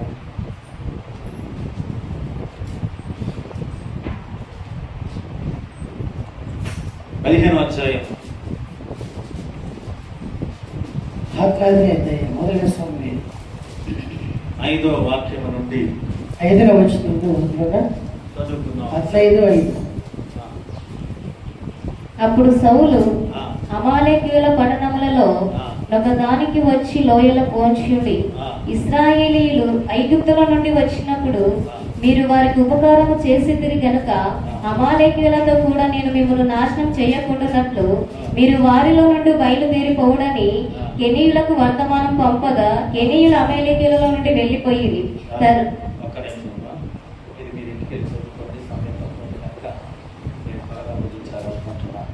అయితే సౌలుకి దేవుడు ఒక పని అప్పు చెప్పాడు నమ్మకంగా, నువ్వు అమాలేకీయులని సమస్తమును కాల్చేసి చంపేసి దేన్ని కూడా ముట్టుకోకుండా నువ్వు రమ్మన్నప్పుడు ఇతని యొక్క ఆశల నిమిత్తం, కోరికల నిమిత్తం, శరీర కోరికలు ఇక్కడ కూడా తినాలి, శ్రేష్టమైన భోజనం చేయాలి, కొంతమంది పనివాళ్ళు, కొంతమందిని ఇంట్లో పెట్టుకోవాలి, పని చేయాలి, ఇతని సొంత ఆలోచన,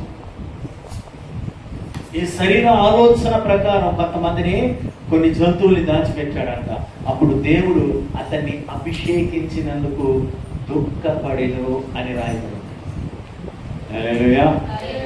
ఒక వ్యక్తిని దేవుడు ఎన్నుకున్నప్పుడు, దేవునికి ఉపయోగకరంగా జీవించినప్పుడు దేవుడు సంతోషపడతాడు. ఎప్పుడైతే దేవుని కార్యాలకి విరుద్ధముగా శరీర కార్యాలపై ఆనుకొని జీవించినప్పుడు దేవుడు దుఃఖపడతాడని లేఖనాలు సెలవిస్తుంది. కనుక ఇతని ఆఖరిగా దేని మీద ఆనుకునే పరిస్థితి వచ్చిందంటే ఈటిపై ఆనుకొని చనిపోయే పరిస్థితి వచ్చింది. మొదటిగా మనం చూసిన వ్యక్తి దేని మీద ఆనుకున్నాడు? స్తంభముల మీద ఆనుకున్నాడు. రెండో వ్యక్తి ఈటిపై ఆనుకొని మరణించాడట. హల్లెలూయా, హల్లెలూయా. కనుక ప్రియ దేవుని సంగమా, మనము దేవుని కొరకు ఏర్పాటు చేయగలిగిన వ్యక్తులుగా, ఏర్పాటు చేసుకున్న వ్యక్తులుగా, దేవునితో నిబంధన కలిగిన వ్యక్తులుగా, దేవునితో నడవాల్సిన వ్యక్తులుగా, దేవుని కొరకు వైరాగ్యముగా జీవించాల్సిన ఒక వ్యక్తులుగా ఉన్నప్పుడు మనము దేని మీద ఆనుకొని ఉంటున్నామన్నది పరిశోధించుకుందాం. యాకోబు మరి తన జీవితంలో దేవుని మీద ఆనుకున్నట్టుగా, దేని మీద ఆనుకున్నట్టుగా మనం ధ్యానించామంటే దేవుని యొక్క కర్ణ అనే ఒక కర్ణ మీద ఆనుకున్నాడంట. అతను సాక్ష్యం చెప్తున్నాడు, మరణకాలమందు అతనుకున్న సంతతి వారు, తన బిడ్డలు, మనవుళ్ళు అందరూ ఉన్న ఎవరి మీద ఆనుకోలే. గొప్ప ధనవంతుడు, ధనం మీద ఆనుకోలే. దేవుడిచ్చిన సమస్తమైన ఆశీర్వాదము కలిగిన, అంతస్తు కలిగిన వ్యక్తిగా ఉన్నాడు. దేని మీద ఆనుకోలే. దేని మీద ఆనుకున్నాడు? కర్ర మీద అనుకున్నాడంట. దాని గురించి మనం చూస్తున్నాం. పరిశుద్ధ గ్రంథంలో యోబు భక్తుడు ఒక మాట అంటాడు, అయ్యా ఇదిగో పరిశుద్ధమైన భక్తుడు యోబు గ్రంథం 8వ అధ్యాయము 15వ వాక్యాన్ని మనం ధ్యానించినట్లయితే, యోబు గ్రంథము 8వ అధ్యాయం 15వ వాక్యాన్ని, అతడు తన ఇంటి మీద ఆనుకొనగా అది నిలవదు. ఏమంటాడంట? ఇంటి మీద ఎవరైతే ఆనుకుంటున్నారో, యోబు భక్తుడు అంటున్నాడు, తన జీవితంలో జరిగిన నష్టము, తన జీవితంలో పోగొట్టుకున్న, తన జీవితంలో దుఃఖము, సమస్తము కలిగిన ఆస్తిమంతుడు, భూమి తట్టుకోలేనంత ఆస్తిమంతుడు అంటున్న మాట ఏంటంటే, తన ఇంటి మీద ఆనుకున్నవాడు, నా బిడ్డలు నాకు చాలు, నా ఆస్తి నాకు చాలు, నా గొర్రెలు నాకు చాలు, నా సంపద నాకు చాలు అనుకున్న ఒక వ్యక్తి యొక్క జీవితంలో ఇంటి మీద ఆనుకుంటే అది నిలవదు. హల్లెలూయా. అనుభవంతో చెప్తున్నమాట, అది నిలవదంట. ఈరోజు చాలా మంది సేవకులు కానీ అనేకులు కూడా ఆనుకోవటం మొదలెట్టారు. ఫోన్లో కూడా వాళ్ళ ఫోటో ప్రత్యేకంగా కనపడా, లేదా పాస్టర్ గారి ఫోటో కనపడా, ఫోన్ చేయగానే ఫేస్లు కనపడా, ఇలాగా అనుకుంటున్నారు కొంతమంది.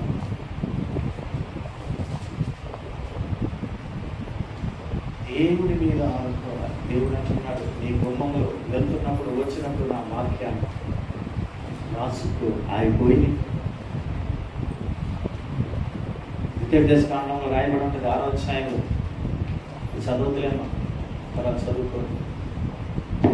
మీరు వెళ్ళగా రాగా చేతి మీద కాదు, గుమ్మముల మీద అన్నింటినీ కూడా ఆ వాక్యం మీకు కనపడాలి. ఎందుకంటే హెచ్చరిస్తూ మిమ్మల్ని ఆశీర్వదిస్తున్నానన్న విషయాన్ని మీరు గ్రహించాలి.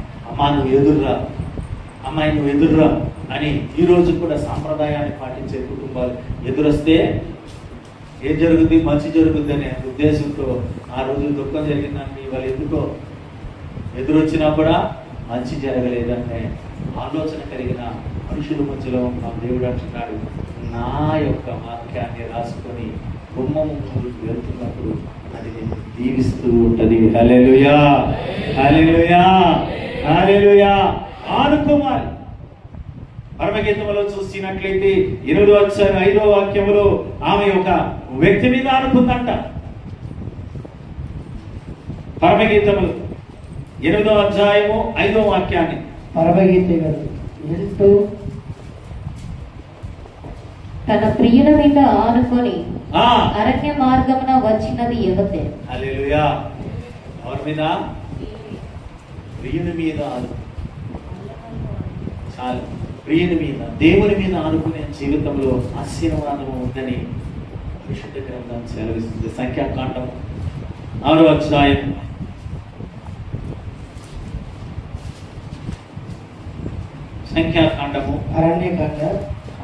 6వ అధ్యాయం 24 నుండి 24 వచ్చింది. యెహోవా నిన్ను ఆశీర్వదించి నిన్ను కాపాడును గాక. యెహోవా నిన్ను ఆశీర్వదించి నిన్ను కాపాడును గాక. యెహోవా నీకు తన సన్నిధి ప్రకాశింపచేసి ఆయన సన్నిధి ప్రకాశింపచేసి నిన్ను కరుణించును గాక. యెహోవా నీ మీద తన సన్నిధి కాంతి ఉదయింపచేసి నీకు సమాధానము కలగచేయును గాక. అట్లా వారు ఇశ్రాయేలీయుల మీద నా నామమును ఉచ్చరించుట వలన నేను వారిని ఆశీర్వదించేదను. హల్లెలూయా. ఎవరి మీద ఆనుకోవాలి? నువ్వు ఎవరి మీద ఆనుకోవాలి? దేవుని మీద ఆనుకోవాలి. ఆయన సన్నిధి కాంతిని అనుదినము నువ్వు అనుభవించాలి. ఆయన ఆశీర్వాదంలో జీవించాలి. నువ్వు వెళ్తున్న స్థలము, నువ్వు వెళ్తున్న ప్రయాణము, నువ్వు వెళ్తున్న మార్గంలో ఏముందో దేవునికి తెలుసు, నీకు తెలియదు. నువ్వు అనుకుంటున్నా ఈ రోజు ఈ రోడ్డు బాగుందని, నువ్వు అనుకోకుండా చీకటి ప్రయాణం చేస్తున్నావు. రాత్రి కాలం ఎవరో కొండతో ఉండొచ్చు, అందులో పడిన తర్వాత నీ పరిస్థితి.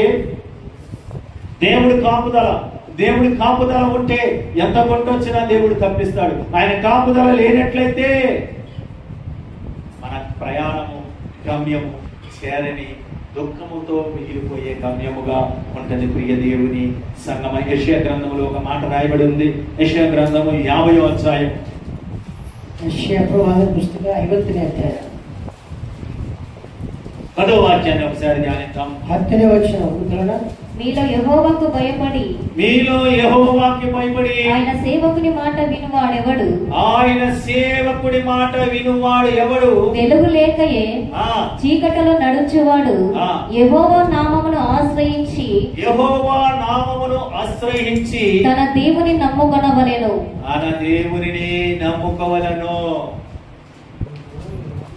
దేవుడు తండ్రి అయిన దేవుడు ఆయన వాక్కు ఎవరికి ఇస్తారట?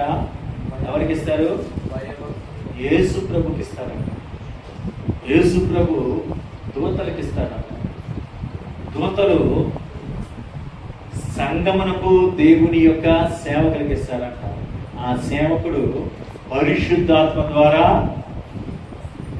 మీ దగ్గర వాక్యం రావడానికి ఇన్ని కార్యాలు, దేవుని కార్యాలు ఉంటే మనం ఏదో వచ్చి సదాగి వేసి హల్లెలూయా. ముందు ఎవరి దగ్గర నుండి రావాలి వాక్యం? తండ్రి దగ్గర నుండి కుమారుడి దగ్గరికి రావాలి. కుమారుడి దగ్గర నుండి దూతల దగ్గరికి రావాలి. దూతల దగ్గర నుండి సంఘ యాజకుడికి రావాలి. యాజకుడి నుండి పరిశుద్ధాత్మ దేవుని యొక్క కార్యము, పరిశుద్ధాత్మ దేవుడు మాట్లాడాలి. హల్లెలూయా, హల్లెలూయా.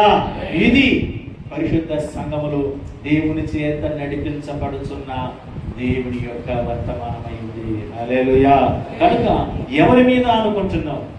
ఎవరి మీద ఆనుకుంటే దేవుని ఆశీర్వాదము అందుకుంటావు? యాకోబు జీవితంలో వయసైన కాలంలో మరణకాలంలో అనుకున్నాడా? కాదు. తన సాక్ష్యం చెప్తున్నాడు. ఆదికాండం 32వ అధ్యాయము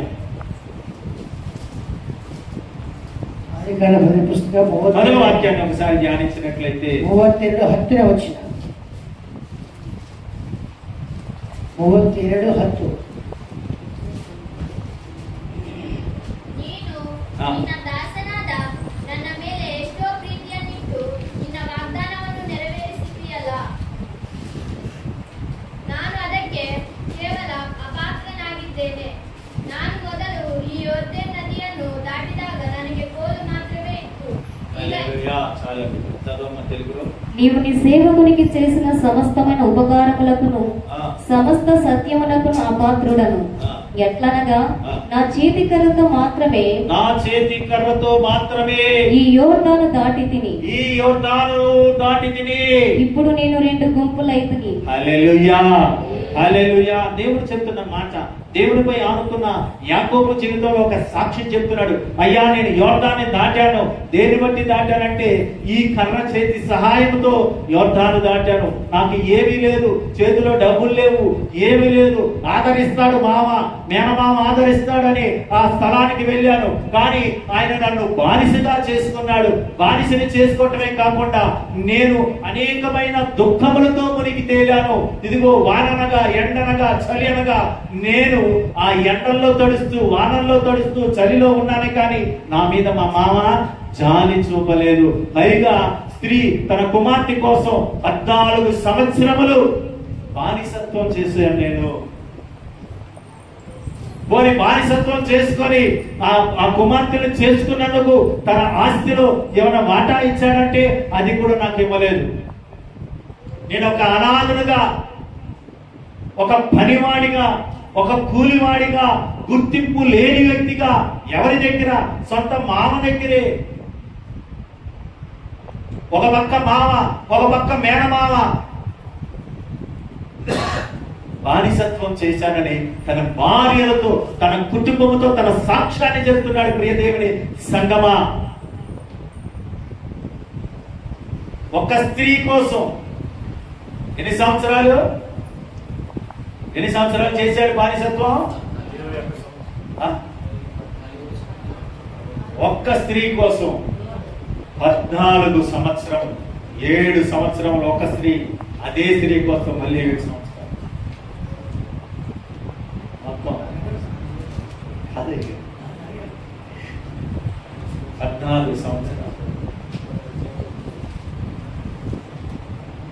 ఇంకొక 6 సంవత్సరాలు ఆస్తి లేదు, మామ రూపాయి ఇవ్వలేదు, తిండి పెట్టడమే దండగా అనుకున్నాడు.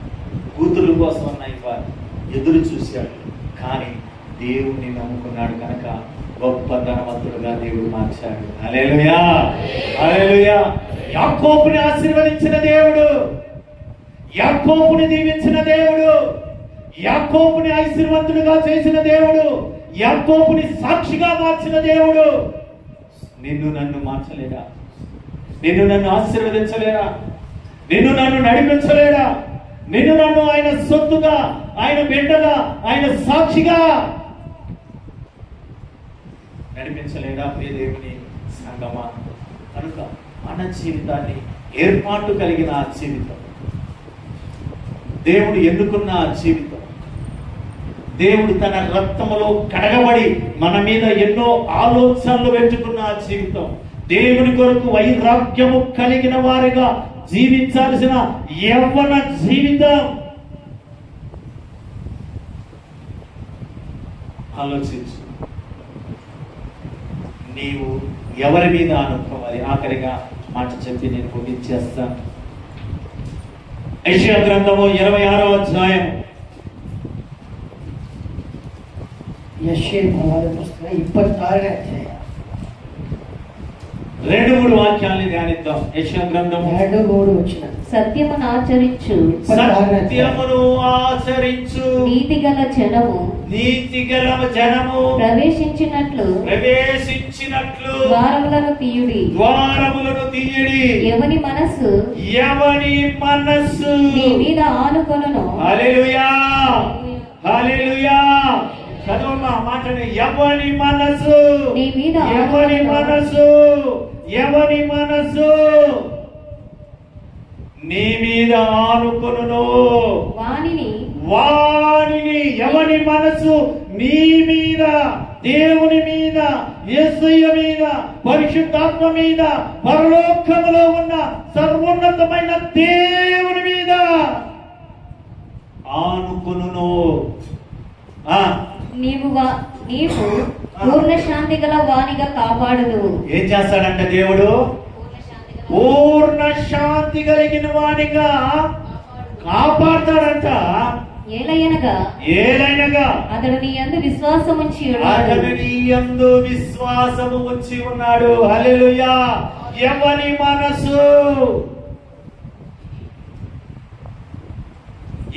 మనసు దేవుని మీద ఆనుకుందో పూర్ణ ఆయుష్ కలిగిన వాడిగా యాకోబు తన జీవిత కాలములో సమస్తమును సంపాదించుకున్నాడు. సమస్త ధనవంతుడయ్యాడు. ఎంతో పనివారున్నారు, ఎంతో ఆస్తి ఉంది. దేని మీద ఆనుకోలేదు. ఒక పక్కన కుమారుడు రాజకుమారుడై ఉన్నాడు, ఆనుకోలేదు. దేని మీద ఆనుకున్నాడంట? దేవుని యొక్క వాక్యమనే దండ మీద ఆనుకుని ఉన్నాడు. దేవుని వాక్యంపై ఆనుకుని ఉన్నాడు. దుడ్డుకరనగా ఈ వాక్యం అనే రాత్రి కాలం మనము ధ్యానించాం కనుక ప్రియ దేవుని సంగమా, దేవునిపై ఆనుకున్నప్పుడు, దేవుని వాక్యంపై ఆనుకున్నప్పుడు, నువ్వు విశ్వసించినప్పుడు నీ యొక్క జీవితంలో దేవుడు గొప్ప మార్పులు తీసుకొస్తాడు. దేవుడిని నమ్మంగానే నీకు ఆస్తి వచ్చేది. నా జీవితంలో అప్పులతో బాధలు పడ్డా, వేదన పడ్డా, తినడానికి కూడా పరిస్థితి మారిపోయింది. తినడానికి కూడా ఇంట్లో పరిస్థితి మారిపోయింది. నేను ఉద్యోగస్తున్నే, అప్పుల సమస్యల్లో కూలిపోయాను. అప్పులోకి భయపడి దాక్కున్నా, బయట తాళం వేసి సిగ్గు విడిచి చెప్తున్న ప్రియ దేవుని సంగమా, దేవుడు నన్ను ఈరోజు ఆశీర్వదించాడు. ఎవడు కూడా నా గుమ్మం తొక్కటానికి ఈరోజు ఎవడికి రూపాయి అప్పని నేను నిలబడి చెప్పటానికి దేవుడు ఈరోజు ఇచ్చాడంటే రూపాయి అప్పు ఎవడికి లేదు. హల్లెలూయా. ఈరోజు నా గుమ్మం అప్పున్నాడని ఎవడు కూడా రాని రీతిగా దేవుడు ఈ రోజు ఆశీర్వదించాడు. హల్లెలూయా. దేవుని పరిశుద్ధ గ్రంథం పట్టుకొని చెప్తున్నా, ఈ రోజు ధైర్యవంతుడిగా అప్పిచ్చేవాడిగా దేవుడు మార్చాడు. ఒకరికి ఇచ్చేవాడిగా మార్చాడు. ఒకటి యొక్క జీవితంలో ఆశించని రీతిగా ఈ రోజు నిలబడి దేవుడి వాక్యం ప్రకటించడానికి దేవుడు నాకు కృపణించటమే కాకుండా ఒక ధనవంతుడిగా మార్చాడు. ఎవరు చూసినా నీకేం తక్కువ అంటాడు. అందరి దృష్టిలో నేను ధనవంతుడిని. నిజమే, నా దేవుని దృష్టిలో గొప్ప ధనవంతుని. హల్లెలూయా. హల్లెలూయా. ప్రభువా, నేను పలానా స్థలానికి వెళ్ళాలి, ఆటంకం కలగనీయకుండా దేవుడు ఆశీర్వదిస్తున్నాడు. ఈ ప్రాంతానికి వెళ్ళాలి, ఆటంకం లేదు. ఇగో ఇప్పుడు రిజర్వేషన్ చేసుకున్నా, ఆటంకం లేదు. దేవుడు ముందుగానే సిద్ధపరిచి ఆశీర్వాదకరంగా ప్రయాణం చేసి దేవుని సాక్షిగా ఈ రోజు పరిశుద్ధ గ్రంథం పెట్టుకొని పలు స్థలాల్లో, పలు ప్రాంతాల్లో ఒక సాక్షిగా దేవుడు నిలబెట్టాడంటే నేను దేవుని మీద ఆనుకున్నానని ధైర్యంగా చెప్పగలుగుతున్నా. హల్లెలూయా. నా దేవునిపై ఆనుకొని ఉన్నా. నాకు ఏ ఆస్తి అంతస్తులు అక్కర్లా, నా పరిశుద్ధ గ్రంథం ఉంటే మాత్రం చాలు. హల్లెలూయా. ఎందుకంటే నా కుమార్తెలు ఇరువురికి దేవుడు వినలేని సంపదనిచ్చేశాడు. నా మీద ఆధారపడే వ్యక్తిగా కాదు. నాకు ఒక గది సిద్ధపరిచారు ట్రిపుల్ బెడ్రూమ్ లో. ఆయన వచ్చి ఉండన్నాడు. లేదు, నేను విడిచిపెట్టింది నా దేవుడి పని చేయటం కోసం. హల్లెలూయా. నుంచో మావయ్య, నిన్ను పోషిస్తావు, నీ రూపాయి మాకు అక్కర్లేదు. ఇద్దరు అల్లుళ్ళు కొడుకులా చూసుకుంటాను. అక్కడికి వెళ్తే, హైదరాబాద్ వెళ్తే వంట చేయదు, అంతా వాటిని తీసుకెళ్తారు. కోరిన భోజనాలు తినలేక మరి ఆ మాస్టర్ గారు నాకు వద్దయ్యా, నేను ఇది తినలేనయ్యా.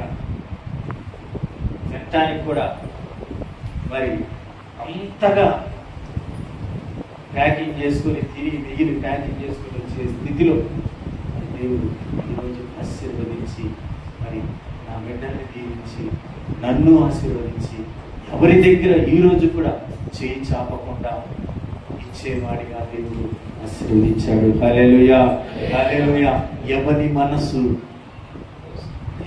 మనస్సు నీ మీద ఆనుకును అతని ఆయుష్ కాలమల్లా దేవుడు కాల్చడమే కాకుండా ఐశ్వర్యవంతుగా మార్చినట్టుగా యాకోబు జీవితంలో తన సాక్ష్యం మనం చూస్తున్నాం. ప్రార్థన చేసుకుందాం. తలలో ఉంచినట్లయితే ఈరోజు దేవుడు మాట్లాడాడు. ఎవరి మీద ఆనుకోని ఉన్నాం? పరిశుద్ధ గ్రంథంలో ఆనుకుని ఆ జీవితాన్ని దేవుడు బయలుపరిచాడు. సిమ్సోను జీవితంలో ఆనుకున్నాడు.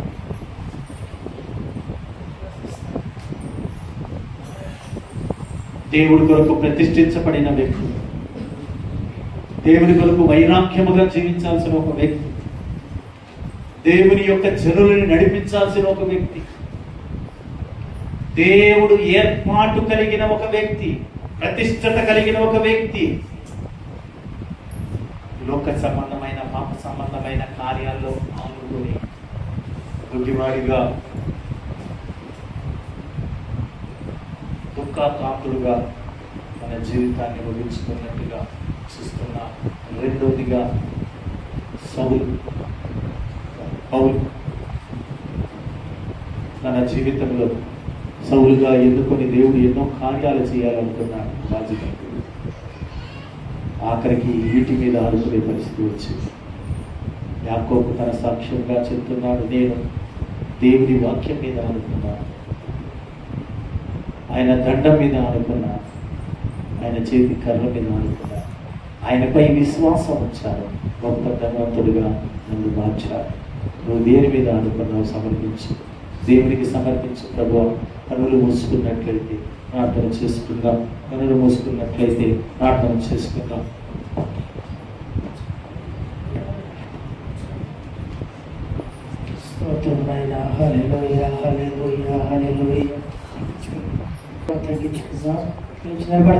నిలబడి దేవుని దగ్గర తీర్మానం చేసుకుందాం. యోగు గురించి పలకబడిన మాట కుటుంబం మీద ఆధారపడి ఉన్నదా? సంసారం గురించి రాయబడిన మాట ఆ స్తంభం మీద ఆధారపడి ఉన్నాడు. యాకోబు కర్ర మీద ఆనుకొని దేవుని కర్ర, అది చెప్పారు కదా. కర్ర గురించి 47 కర్రలు రాయబడ్డాయి బైబిల్లో. 47 కర్రలు. యాకోబు చేతిలో ఉన్న కర్ర యోద్ధాలను 2 పాయలుగా చేసిన కర్ర.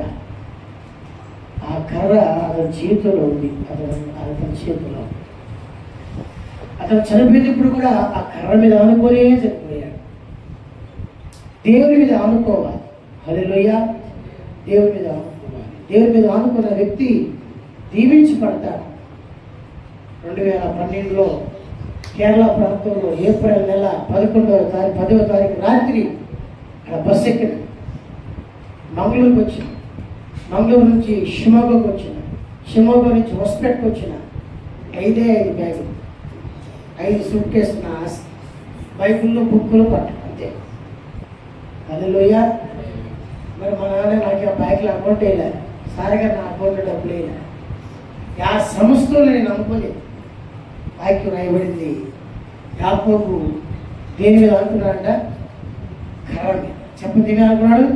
కర్ర. మన జీవితంలో ఈ కర్ర మీద అనుకున్న వ్యక్తికి ముందుగా కలిగే శోధన తర్వాత వచ్చే ఆశీర్వాదం ఎక్కువ ఉంటాయి. హల్లెలూయా. కనుక దేవుని మీద ఆనుకుంటాం చాలా మంచి సభ్యత కలిగింది, మంచి ఆలోచన. వాడెన్నటికీ కదిలించబడ్డా, వాడెన్నటికీ కూడా కదిలించబడ్డా. నీ జీవితం కూడా నువ్వు దేని మీద ఆధారపడ్డావా? వాహనాల మీద ఆధారపడ్డావా? ఉద్యోగం మీద ఆధారపడ్డావా?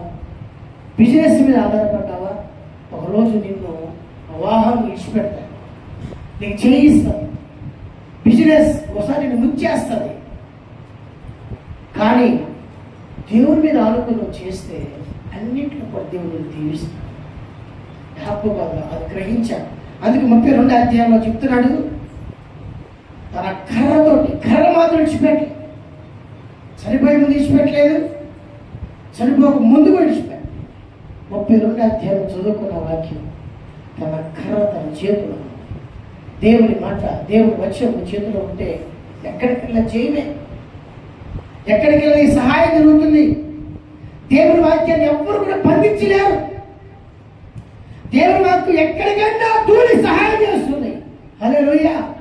అందువల్ల దేవుడు వాక్యంలో పౌలు గారు చెప్తున్నాడు. చెప్పండి, ఎముకల్లోను మూలుగుల్లోను కీళ్ళలోను దూర్చున్నంత మట్టుకు, హృదయంలోను ఆలోచనలోను తలంపుల్లోను ఎవరే లేరు, అక్కడ కూడా వెళ్తాడు వాక్యం. అందువల్ల వాక్యానికి దేవుడు వాక్యాన్ని చోటిస్తే మేము చూసిన వాళ్ళ ఇంటికి వెళ్ళినా, మేము ఎండాకాలం వెళ్ళా వర్షాకాలం వెళ్ళా. ఎండాకాలం వెళ్తే బాత్రూమ్కి వెళ్ళామనుకో, స్నానం చేసినట్టే చెమట. సరే వర్షాకాలం వెళ్ళామా, బాత్రూమ్ కూడా పట్టుకొని కూర్చోవాలి. అది ఇది రాదు, అది శనికి కడిగి ఉడిపోవాలి, పైన నీళ్ళు పడతాం. బాత్రూమ్ రేఖలన్నీ సొట్టలే. గొడుగు తీసుకొని పోవాలి. ఎవరైనా ఇంట్లో బాత్రూమ్ పెడితే, మా అటాచ్ బాత్రూమ్ ఉంది ఇంట్లో, అది అటాచ్ బాత్రూమ్, మళ్ళీ బయట కూడా కాదు, ఇంట్లో అటాచ్ బాత్రూమే. ఆ బాత్రూమ్ పోవాలని తీసుకోవాలా, గొడుగు తీసుకొని పోవాలా. ఉద్యోగం చూస్తేనేమో ప్రీ గ్రేడ్ ఉద్యోగం, రైల్వే స్టేషన్ ఇంటి దగ్గరే 10వ నెంబర్ ప్లాట్ఫామ్ దిగి ఆ పక్కనే ఇల్లు. ఇంకా వెళ్ళిపోవటం, ఇంకా దానికి బండి కూడా అవసరం లేదు. కానీ దేవుని పిలుపు ఎప్పటికైతే లోపడ్డాడు, చెప్పండి దేవుని పిలుపుకు లోపడగానే, చెప్పండి దేవుని పిలుపు లోపడగానే హల్లెలూయా, దరిద్రం వెళ్ళిపోయి. ఏమి చెప్పండి, నేను అది ఆదాయం చెప్పేది. దేవుని పిలుపుకి మనం లోపడితే చాలు, నిన్ను వెంటాడే దరిద్రం వెళ్ళిపోతుంది. ఆ ఆశీర్వాదం ఇద్దరు అల్లుడి మీద వెళ్ళిపోయింది. వాళ్ళిద్దరు కూతురు పెళ్ళికి నేను వెళ్ళాం. నాకు తెలిసి వాళ్ళ చిన్న కూతురు మీరు చూసుకుంటూ ఇక్కడ మన చర్చికి వచ్చింది. మన ఇక్కడికి వచ్చింది, నాకు జ్ఞాపకం. నా భార్య జ్ఞాపకం, ఇక్కడికి వచ్చింది, నాకు జ్ఞాపకం బాగా. ఆరాధన ఉందో తెలియదు కానీ మొత్తం మన ఊరు వచ్చింది. హల్లెలూయా. కనుక దేవుడు తన పిలుపుకు లోబడగానే పోరాడుచున్న దరిద్రం వెళ్ళిపోయి కనీసం మనం కూడా దేవుని తీర్మానించాం. దేవుడా వచ్చింది, ఇక్కడికి వచ్చింది. నాకు తెలిసి జ్ఞాపకం బాగా జ్ఞాపకం. ఒక రోజు నాకు జ్ఞాపకం. అమ్మా ఇప్పుడు పుష్ప వచ్చిలే, పుష్ప భర్త ఇదంతా వచ్చారు, అందరూ వచ్చారు. నాకు జ్ఞాపకం బాగా జ్ఞాపకం. ప్రార్థించాను, తీర్మానించాను, నీ పిలుపుకు నేను లోపడతాను. నువ్వు ఒక మాట చెప్పారు గారు. యాకోబు మామ, సొంత మామ ఇంట్లో సోదరి మామ, అమ్మ తమ్ముడు పిల్లలు చేసుకున్న మామ దాసుడుగా ఉన్నాడు. యాకోబు అని లాభం అనుకున్నాడు. యాకోబు పని అయిపోయింది, ఇంకా జీవితాంతం దాసుడు అనుకున్నాడు. హల్లెలూయా. కానీ లాభానికి తెలీదు. యాకోబు తన దేవుడి కర్ర మీద ఆడుకున్నాడు. యాకోబు తన దేవుడి ఇచ్చిన వాగ్దానం మీద ఆడుకున్నాడు. ఆ విషయం లాభానికి తెలీదు. యాకోబు పని అయిపోయింది అనుకున్నాడు లాభాలు. ప్రార్థన చేద్దాం. నీకు ఇచ్చిన వాగ్దానం నేను విడిచిపెట్టు. నువ్వు దేవుని వాగ్దానం విడిచిపెట్టద్దు. వాగ్దానం మీద ఆధారపడు. దేవునితో పలికిన ప్రవచనం మీద ఆధారపడు. ఓ రోజు నిన్ను లాభాలు వల్ల నేను చూసినా సరే, లాభాలని వ్యక్తులు నేను కించపరిచినా సరే, మాకు దాసుడు అన్నా సరే, యాకోబు ఆనుకున్న కర్ర యాకోబు విడిచిపెట్టలేదు. నిన్ను విడిచిపెట్టదు. నిన్ను విడిచిపెట్టని దేవుడు నీకు తోడుగా ఉన్నాడు. సంసోను ఆనుకోవలసిన వ్యక్తిని విడిచిపెట్టేశాడు. ఆనుకోని దాని మీద ఆనుకున్నాడు. సౌలు ఆనుకోవలసిన వ్యక్తిని విడిచిపెట్టేశాడు. పోయి ఇంటి మీద ఆనుకున్నాడు. నువ్వు దేవుని మీద ఆనుకుంటున్నావు. నీ వాహనం నమ్ముకోవద్దు, నీ బిజినెస్ నమ్ముకోవద్దు, నీ కుటుంబం మీద ఆధారపడవద్దు, నీ భార్య మీద, నీ భర్త మీద నువ్వు ఆనుకోవద్దు, నీ ప్రియుడి మీద ఆనుకో. ఆయన ఎన్నడూ విడిచిపెట్టడు. ఆయన ప్రార్థన చేద్దాం. చేతులు పైకెత్తి ఒక తీర్మానం చేద్దాం. ప్రభువా, నిన్ను తప్ప ఎవరి మీద ఆడుకోనయ్యా. నీ మీద తప్ప ఎవరి మీద ఆడుకోని. ప్రభు, డబ్బు మీద ఆడుకుంటే దానికి రెక్కులు ఎట్లయింది, ఒకరోజు ఎగిరిపోతుంది దగ్గర నుంచి. ఆస్తి మీద ఆడుకుంటే ఆస్తి దగ్గర చెల్లిపోతుంది. అయితే నీ దేవుడు మాత్రం నిన్న నేను నిరంతరం మారనివాడు.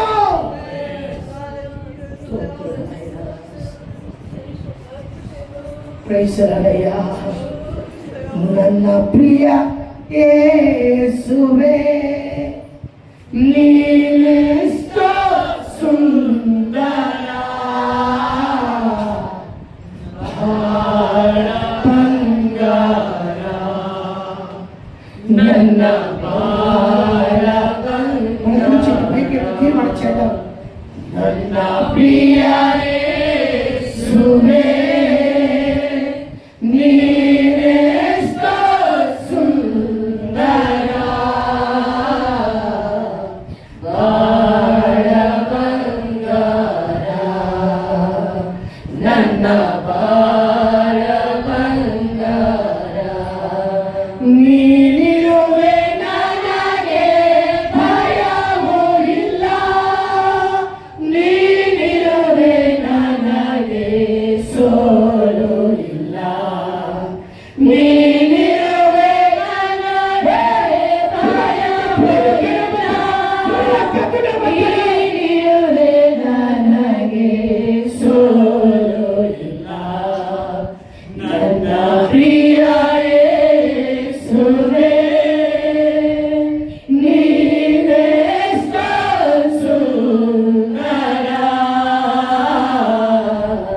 ಬಾಳ ಬಂಗಾರ ನನ್ನ ಬಾಳ ಬಂಗಾರ ಆಶೆಯಾಕಾಂಕ್ಷೆಯು ಹೇರಿದರು ಆಶೆಯಾಕಾಂಕ್ಷೆಯು ಹೇರಿದರು ಅನುಗ್ರಹಿಸು ನೀ ಆನಂದದಿ ಅನುಗ್ರಹಿಸು ನೀ ಆನಂದದಿ ನೀನಿರುವೆ ನನಗೆ ಭಯವೂ ಇಲ್ಲ ನೀನಿರುವೆ ನನಗೆ ಸೋಲು ಇಲ್ಲ ನೀನಿರುವೆ ನನಗೆ ಭಯವೂ ಇಲ್ಲ ನೀನಿರುವೆ ನನಗೆ ಸೋಲು ಇಲ್ಲ ನನ್ನ ಪ್ರಿಯ ಯೇಸುವೇ ನೀನೆಷ್ಟೋ ಸುಂದರ ಬಾಳ ಬಂಗಾರ ನನ್ನ ಬಾಳ ಬಂಗಾರ ಬಾಳ ಬಂಗಾರ ನನ್ನ ಬಾಳ ಬಂಗಾರ లాభాన్ని చేతిలో అణచబడుతూనే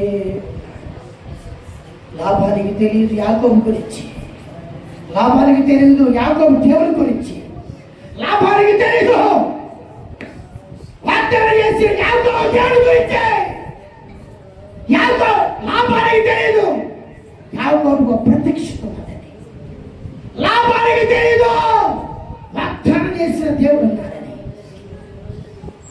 ప్రియ యవనస్తుడా ప్రియ సంగమా ఎవరు రాదా ప్రియ సంగమా నీ గురించి నీకు ఇంటి వారికి తెలియదేమో నీకు ప్రమాణం చేసిన వాడున్నాడు నీతో వాగ్దానం చేసిన వాడున్నాడు నీకు ఆజ్ఞనిచ్చిన వాడున్నాడు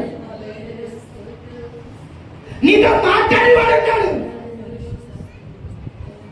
లాభం అనుకున్నాడు యాకోబు నాకు దాసుడైపోయాడు నాకు దాసోహం ఇప్పుడు అనుకున్నాడు కానీ యాకోబు ఆనుకున్న కర్ర ఉంటున్నది యాకోబు చేతున్న కర్ర ఉంటున్నది తను ఆనుకున్న కర్ర ఉంటున్నది